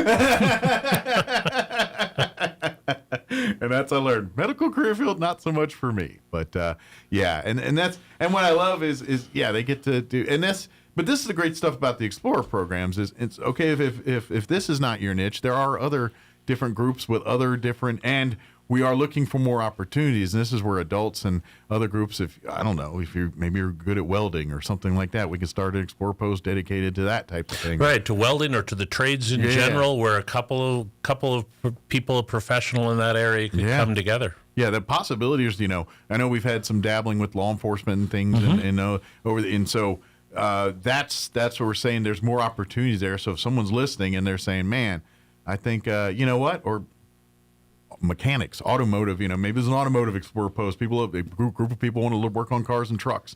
That'd be a great one, and that's, again, that's a good way to translate into career opportunities. Yeah. And that's the best thing. I'll just speak from my experience. That was learning that. Yeah. And just growing as I was growing up and then learning all that. And then trying to find, okay, I don't work here. It doesn't work there. But then it's the best opportunity for them to learn it. And absolutely. And this is what scouting to me is all about. Is it provides that foundation for youth to whatever their paths are. They've got the tools to navigate it. But then the other side of it is there are so many different unique experiences in scouting that in very much involve getting knee deep in mud and dirt and camping, but there's just as much of it sitting behind a keyboard and sitting in a computer doing, that scouting just throws so much at a child to see what they interest in, and not all of it's going to stick. Someone will say, I hate rock climbing. All right, but you know what? They love woodworking, or they love nature, and they love plant identification, they love animals, and they really took to the nature area, or they took to shooting sports. Now they're avid outdoorsmen here, or whatever that is. Scouting shows them these different opportunities here, and plus the other opportunities of actually going to the jamboree and NOAC and all that. Yes, exploring other places. Yeah, like I'm a little bit a unicorn on this one in scouting, but I got to go to Australia. I got to go. Not every scout gets to do that, but scouting gave me that opportunity that I would have never had that chance as a 14-year-old to go do something like that. And the way that we make it happen is through everything from those small meetings to those epic adventures like to Australia. But at its core, we are teaching youth at their various age levels decision-making, leadership, applying morals and ethics into decisions that they're making. And the best part is they don't even know it's happening. Absolutely. We really appreciate when parents partner with us and use us as the tool to help raise their kids, because that's your decision as a parent, is what are you going to put in your child's life, and we're proud to have a great program to do that. Well, there's a reason why, before every scout meeting they say the scout oath, they say the scout law and the 12 points, and if you ever listen to those, that's what a scout lives by. That's when it comes to when we see a scout, what can you expect when you meet this individual? The 12 points of the scout law, exemplifying every one of those in their own way, shape, or form. And all of them speak to those, reverent, courteous, kind, obedient, cheerful. These are all things that every parent, I think, wants to teach their children. They want all of these things in their children. And scouting, we're not trying to replace parents, but we're a great reinforcement for that. And so, when you teach them these lessons, we help them put it into practice and get a chance for them to see it firsthand. Yeah. Yeah. And they may not see it at first. It's like me, I didn't see it till actually few years ago. I just rubbed off me last week. I was kidding. No, but it was. I just noticed it was probably when I started what I'm doing now, and it was just like, oh, okay, yeah, I see it now. Yeah, it's and to be honest, I didn't see it at the time either. Growing up, I'm just thinking I'm camping and I'm doing this. I'm going to Australia. But now as an adult, I'm just like, I would have never got to do this. Wow, I got to do. And oh yeah, I remember that. And I got put in, like, let's face it, every scouting experience is not a success. Sometimes there's failures. Sometimes the camping trip doesn't go well. And you learn so much. And that's the beauty of it. That's the very beautiful part of it. Yeah. I had to explain this to somebody. I'm like, you can't learn from success. It's better to learn from failure or a minor mistake. I mean, any kind of mistake or a failure. It's like you learn from and you grow. And I learned that from scouting. And that to me was like, there's the building blocks. There's part of the building blocks, actually. Yeah, absolutely. Yes. And that's the beauty of it is, because it's a humbling experience when they go on the hiking trip and they're like, wait a minute, you didn't bring any moleskins or anything like that? You sure wish you brought some now, don't you? Brings out the duct tape. Yeah. And that's just it. We provide just enough safety buffer around to let you learn. I still remember, you're a scout, you're learning, you're cooking that meal, and you may destroy it, but somebody's going to walk by and make sure you actually cooked that chicken enough that nobody's going home, running to the hospital. They're coming by. It's going to be crunchy, you might want to cook that a little bit more. Rare is not a chicken. No, leave it on there a little bit longer. Hey, a little dirt on a hot dog ain't hurt nobody. No, it doesn't. We create that safety zone. Absolutely. To fail in a way that lets you learn and come back. Well, and better. It creates the confidence because when they do have the success later, or when they learn from the mistake, and they next thing you know, they went from that disaster meal to like, oh my goodness, this one turned out pretty all right. That's the victory moment. To some of the stuff that you could see a scout putting together in a Dutch oven, and you're like, I couldn't bake that in my kitchen with every implement in there. It's just astounding. I'm not going to lie. And then when you can recreate it when you're older, it's just amazing. Exactly. Oh, you get all the oohs and the ahs. I'm not trying to make any of my moms or grandmoms mad, but some of the best baked goods I've ever had came out of a Dutch oven at a campfire. I'm just saying, that's the truth. People, I'm not trying to besmirch my grandma's cooking, but there's something magic about camp. Camp just makes it better. Well, smoke makes it better. He's not lying on that, Carl. He's really not lying on that. But this is the cool part of scouting, and I think, and every person gets to make what they want of it here, and obviously in the younger levels, yes, it's really the fundamental stuff, a lot of that. But as they get a little older, the program evolves with them, and they get to quote unquote get into bigger and better things and see a little more things. And then obviously if they want to continue on through the exploring program, then they can really get into and niche to and hone in on exactly what they're wanting to do, or use that as another thing that's like, hey, I'll go check out 30 Explorer posts and find out if I like it and see which one sticks. That's the beauty of scouting, is all of that's there. And the great part is you can do it as a family too, because especially at those first levels, when we're getting into the Tiger and Cub Scout levels, parents are at all levels they're an integral part, but especially that, because a lot of times you're the den leaders, you're the ones that are having the pack meetings at your homes, and you're doing the projects and things. When they get to Boy Scouts, it gets a little more where it shifts from where the parents take a back. I mean, they're always there to put out fires, but the youth start running the program. They start planning, organizing. When they go on a camping trip, it's your patrol leaders and senior patrol leaders, your older youth that are saying, okay, how much money we got food? Who's going to bring the food? How much we got us buying for food? Where are we going? Hey, does everybody have a logistic ride to get there? Does everybody got that? It's the youth that make sure that, not the adults. That I can say from experience was probably the best thing to learn, was like how to plan everything, how the leadership structures, and you learn the leadership structure from it. And some say, well, I'll never use that later in life. And then kind of like you and I and Carl, like later, it's like, oh, you use it every day. You just don't realize it. It's like, it's there. Yeah, it's different. Yeah, you're not planning a camping trip lunch. You're planning a some kind of CEO retreat or some kind of business retreat or some business thing. It all translates. Or your civic organizations, as you get involved. But that's what scouting brings. And so now's a good time to maybe, while over the holiday break here, sit down with your families and say, hey, maybe in the new year we go to your local scout. There's always, odds are, if you're living here in anywhere in Chaves County, you're probably a scout troop within a few blocks or a few miles of you, guaranteed. Absolutely. And we can absolutely help you find one. Just get online.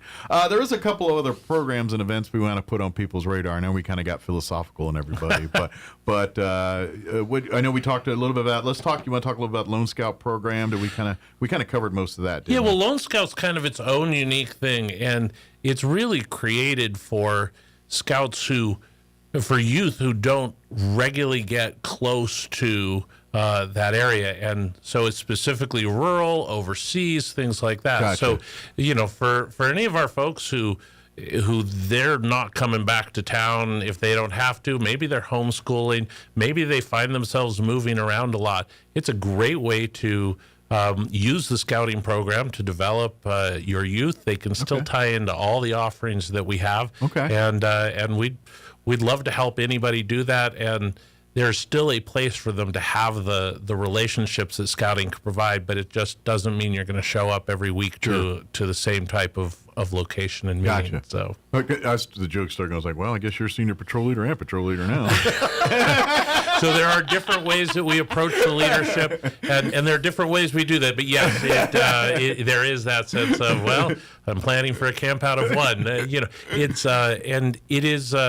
It's usually a parent or a grandparent or somebody else partner to help them go through that, but they can do a lot of that same discovery process and use scouting and reap the benefits of earning the awards and putting those things on their resume for their life sometimes. Absolutely. Well, yeah, I mean, as we all know as Eagle Scouts here that that does, your Eagle Scouts are like Marines. Once a Eagle Scout, always an Eagle Scout. There's no such thing as I was an Eagle Scout, you're an Eagle Scout. But that literally, I know for a fact, I joined the Air Force afterwards. I had one stripe on my arm after basic, solely for the fact that I'm an Eagle Scout. That was the only reason why I got that. I know many other people have experienced. I know even like college and things that was the linchpin that got them in. That kind of thing. Look at who's in the academy. Being an Eagle Scout is one of the strongest things you can do. You need the grades, but if you've got an Eagle Scout on it, it is really a strong indicator of your possibility of success. Well, there's in three the of them academy. in the room here. We all know personally firsthand what Eagle means in our own individual lives and things that, and I think that's why three of us are talking as passionately about scouting, because all three of us grew up in the program.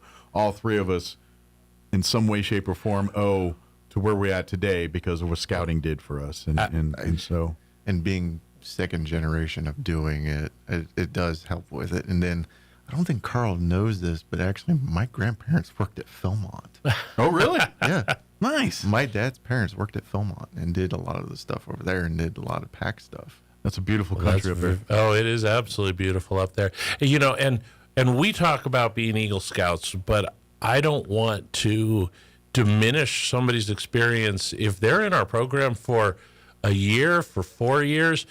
Sometimes you've learned the things in that stage, and you're better for it, and then you pursued something else, and that's okay. I know a lot of people that just spent a couple years in Scouts, but they still attribute that time in scouting to some of their successes today. That's absolutely. I know. I mean, of course, being in scouting, we had a bunch of friends in scouting, and not all of them were Eagle Scouts. And so you go to meet them later, and they're, matter of fact, one of my best buddies, he was Capitol Police, and matter of fact, during January 6th, he was one of the people that was famous. Him and I grew up in scouting. I mean, we were friends in the neighborhood, but we were in scouting and everything else too. And much of where he's at today, scouting, though he didn't become an Eagle Scout, but he, there's a few of my friends that are the same way, but they attribute scouting to it. Yeah, exactly. Yeah, it's the things you did, the fun you get, and let's face it, like you, kind of what you said earlier, you get to get into trouble a little bit without getting in trouble, and what I mean, you get to test the envelopes, you get to get put in situations like, we better do something about this, or things are going to turn bad. And or if we don't prepare, some things will turn. And that's the beauty, is you get put in scenarios that feel real world, but at the end of the day, there's always a safety net nearby. You know what I mean? There just is. There's that thing. They don't know it. They don't realize it, but it's always there. But testing the boundaries is actually one of the good things. Let's go up to this point. Then you see the leaders going, oh, wait. But okay, there you go. Yeah. And so scouting is very much so. Make this year the year you make come to a meeting. Come to an event. Come to like I know you, like in schools and stuff. You'll see scouting nights probably here in the spring and in the late winter here. Go to those events. Be a part of that. See what scouting's about. Talk to your friends. You know, maybe you got some of the families that are awesome. See what they, and there's a reason why it's tradition too. Like my brother, he's kind of like me. He was Eagle Scout, World Jamboree. He's now at that age. He's a scoutmaster now at a troop because his boys are finally in the Boy Scout, old enough to be in the program. And now my brother's a scoutmaster at a troop in Virginia, and it's like all over again, except for the different perspective. As a kid, we're now seeing it from the adult perspective, and he's talking about places we went camping and how he's, remember that place we went to? I'm going to bring my boys to this camp and all that. He's the same kind of deal, and it's kind of a full circle moment. And that scouting's a great program because just by that alone, it creates those kinds of memories and those kinds of situations. And if you're somebody who doesn't have kids, we don't want you to tune out and stop listening, or maybe they're grown. We would love to have your involvement. One of the things we'd love to have you look at is we have 130 something different merit badges, and we're looking for people who want to share their experience and their expertise. A merit badge counselor can be anything from somebody who basically verifies that work's done, where the scout may show up and say, hey, I've all done all this, and your job is to look at it and do a little coaching and counseling, maybe on how they wrap that up and verify, to running a class. Say, I'd love to do something here, whether it's at our office or at a park, a camp, or your shop, and let's partner with you, bringing that passion to light in somebody else's life. And we all have to prepare the next generation for life, and whether it's an entire exploring post like what we talked about in a career field, or whether it's just that passion. And the 134 of them, I mean, it's very broad. It is. Like, I just off the top of your head, stamp collecting is a merit badge. If you collect stamps, you could teach that. There's a radio merit badge, believe it or not. Photography, computer stuff. Of course, camping, archery, shooting sports. Orienteering. And that's what kind of Carl's like. Some, depending on the merit badge and the requirements. Obviously, like wilderness survival, there's certain requirements you got to do, and you got to build a lean-to. So guess what? You're going to be out in the woods or something for some of this. But stamp collecting or some of the computer software or some of those merit badges, that literally is something you could do in a cybersecurity and game design are some of the newest merit badges. But atomic energy, you name it. Stuff that even like citizenship. If you're a teacher and you teach history or things, there's the citizenship merit, and these are required Eagle merit badges. And so, if you're interested in teaching that kind of stuff, that this is part of scouting as well too. So environmental science, and that's one of the Eagle win. So if you're into the science and things and want to work with youth and science, that marriage badge counselor is a great one to do that. So we would love to have anybody who'd like to share their passion, become a merit badge counselor. You do have to pass a background check. Everybody gets their background check. Anytime you deal with youth, there's lots of paperwork and a lot of videos. And take your appropriate training. But after that, we'd love to have you inside partnering with us. So. And the cool moment's going to happen when you have that kid that has the light bulb moment, that has the moment. And as a merit badge counselor, you get that, especially because you get kids and it's you're teaching your passion, you're teaching what you're into, and you're getting to experience, and it's just a win-win. I think it's a great way to, if you're not familiar with scouting, a great way to kind of dabble a little bit and see what scouting's all about. You need no scouting background to be a merit badge counselor. We'll help you figure it all out. Just the background of which the merit badge of which you're instructing on. So that's another great way. I know that this is not till February here, but we do want to put this on people's radar here. Do you know how close February I know is? That's very close. In my head, Christmas is still a week away, and so I'm like, it's next year.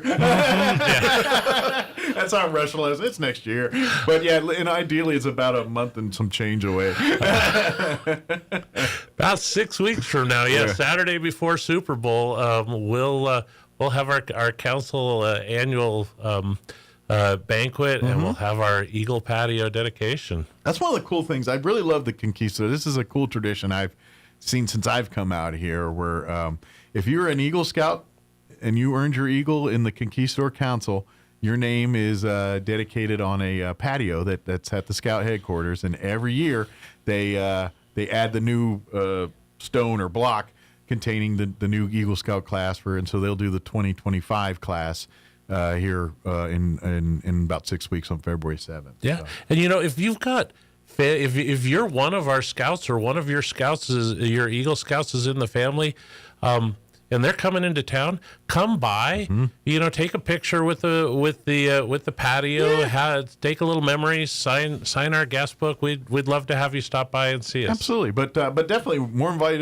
than welcome and invited to come to the ceremony. It's a short ceremony; it's about half hour, 40 minutes, and we get the chance to honor the Eagles. And usually every year it's usually half dozen or so, 4 to 6 about every year that we get to honor each year, and it's kind of and I've been honored to kind of MC that event for the last half dozen years or so here. So I've been very honored to do that. It's just a real cool thing, and to me that's the cool part, because I get to see these young men and women, that are Eagle Scouts, and because to me, you see the world and you see things, and you're like, man, this is crazy and all that, and you kind of feel hopeless, and then I meet Scouts, and I'm like, we're good. There's going to be enough youth to take over the reins when we're sitting here yelling at people to get off our lawn on the porch here in a minute. So,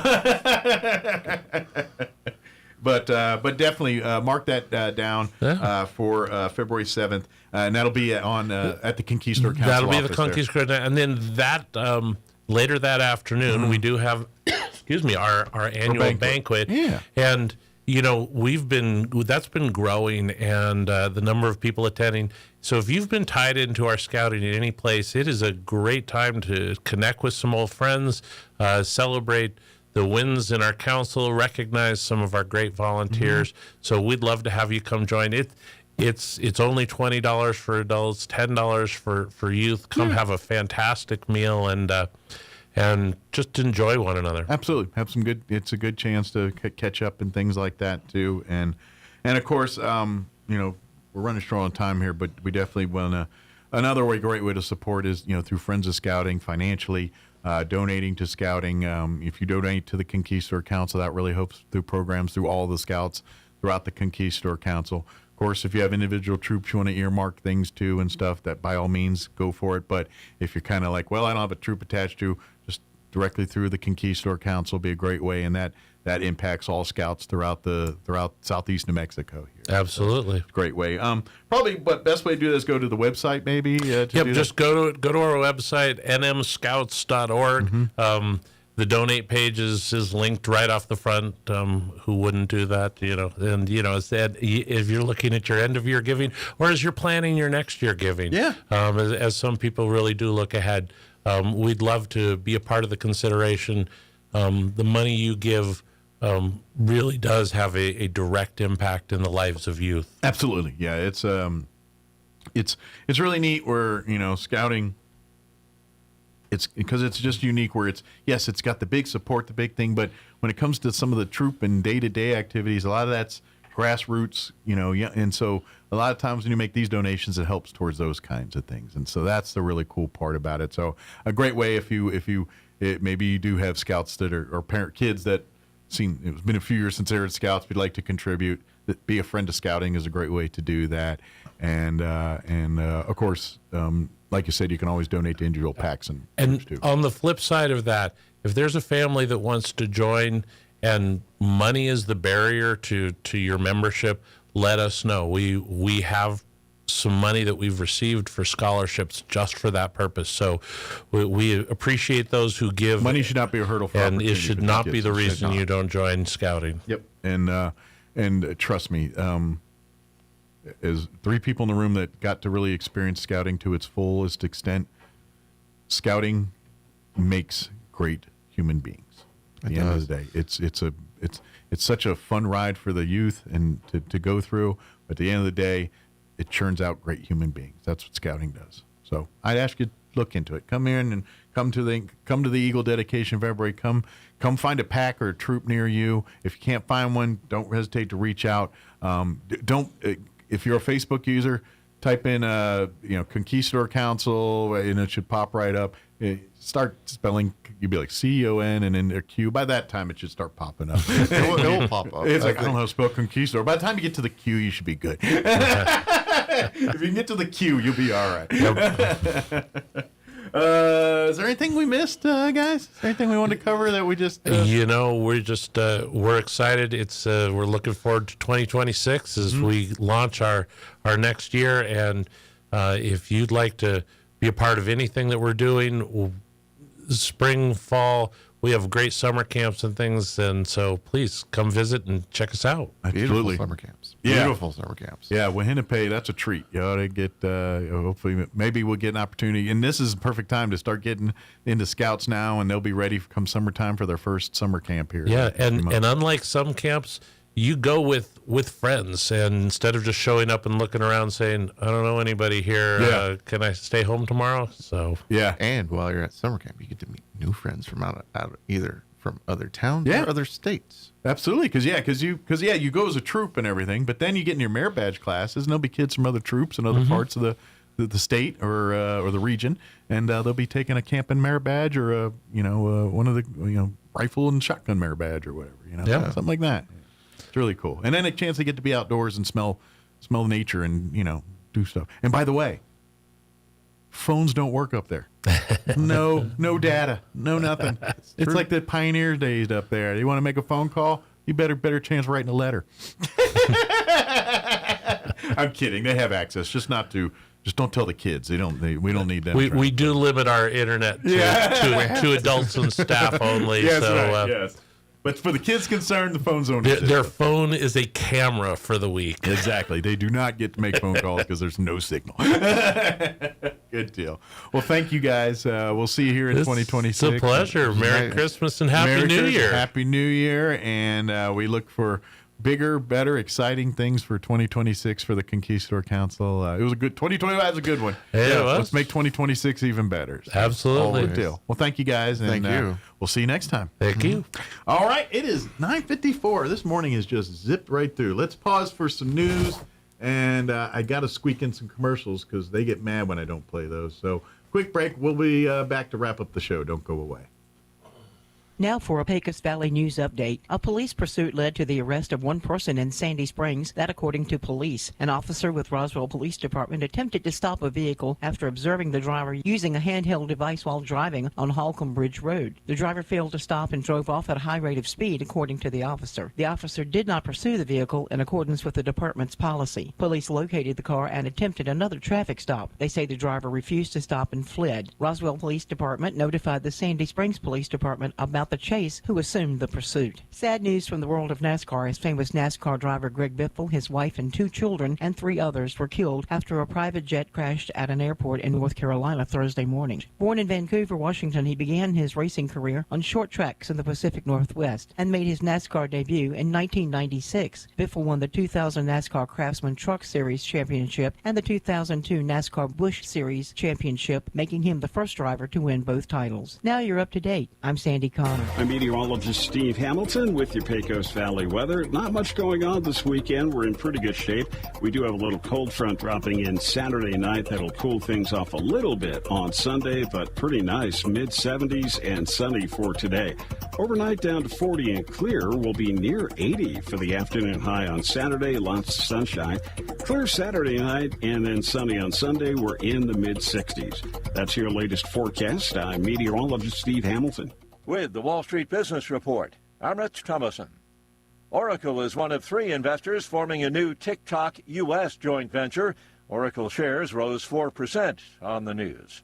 The cost of borrowing for a home ticks down a notch. Mortgage provider Freddie Mac says the average rate on a 30-year mortgage eased this week to 6.21%. That's just below where it was last week. The average rate has been mostly holding steady in recent weeks, hovering close to its low point for the year. When mortgage rates fall, they give home shoppers more purchasing power. Several housing economists are forecasting that the average rate on a 30-year mortgage will remain slightly above 6% next year. I'm Alex Vega. In an inflation-fighting move, the Bank of Japan has raised its key interest rate to its highest level in 3 decades. The rate now stands at 0.75%. For the Wall Street Business Report, I'm Rich Thomason. Start the year strong with a home that's comfortable, efficient, and easy on your energy bills. The Right Fit membership program. For as little as $15 per month or $199 a year, you can rest assured knowing your unit is ready with biannual HVAC maintenance, as well as reduced dispatch fees, even in the middle of the night. Plus, a 15% discount on all services provided by Fulkerson, as well as preferred scheduling. Be ready for the seasons ahead. Become a Right Fit member with Fulkerson today. Call 575-319-9984 to find out more. Fulkerson Plumbing and Heating, proudly serving Roswell and surrounding areas. 'Tis the season for Santa Bucks at Roswell Livestock and Farm Supply. Every Friday and Saturday now through Christmas, and every day the week of Christmas. When you shop at Roswell Livestock and Farm Supply, you can draw to win up to $50 in Santa Bucks. Spend your Santa Bucks on hats from brands like Stetson, Bowie, Twister, Resistol, and more. Boots from Ariat, Justin, Twisted X, and Minnetonka. Clothing, jewelry, and accessories, women's handbags, even toys for the kiddos. Plus, enjoy special 50-year celebration deals. Shop hometown for Christmas at Roswell Livestock and Farm Supply, 1105 East 2nd in Roswell, celebrating 50 years. Happy Honda Days are here. A great new ride and just in time for the best deal of the year. Get 4.99% APR for 60 months on 2025 Honda Pilot EXL, 3.99% for 60 months on 2026 CR-V Sport Hybrid, or 2.99% for 60 months on 2025 Honda Accord Hybrid EXL. Plus, own a 2026 Honda Civic Hybrid Sport Hatchback in as little as 48 months at 4.49%. Happy Honda Days on now at Roswell Honda, 2177 West 2nd. It's possible to turn peanut butter into diamonds. Peter Pan tried it with his buddy Skippy, but they couldn't do it in a jiff. Here's Mike Winters. And good morning. It is 9:58. About going to do it for us for today's show. Real quick, before we wrap up, don't forget the Roswell Public Library is having their Yuletide Festival tomorrow morning, starting at 10 a.m. Bring the family out for cookie decorating, a special appearance by the Grinch. They're going to have a holiday scavenger hunt, make and take holiday craft, sing-along holiday stories, a gift from Santa, and the Roswell Library Foundation. Pretty sure it's a book. Be a good one. But, yeah, that's tomorrow, 10 a.m. It starts at 10, and it's at the Roswell Public Library, so bring the family out for that. Of course, if you missed any part of our show, you can always catch it at your leisure. Log on to ksvptv.com. We had, of course, we just had the folks from Scouting America join us here just a few minutes ago. We had Food Not Bombs join us in the 8 o'clock hour talking about all the great work they do. I recommend you check those back out here as well. And we had all that for you, too. And then, of course, we replayed our interview with the DA's office in the 7 o'clock hour. So all there, ksvptv.com. All right. Have an amazing weekend. We will be back Monday morning with an all-new show for you. And till then, take care. You're listening to 106.5 Roswell's Talk FM.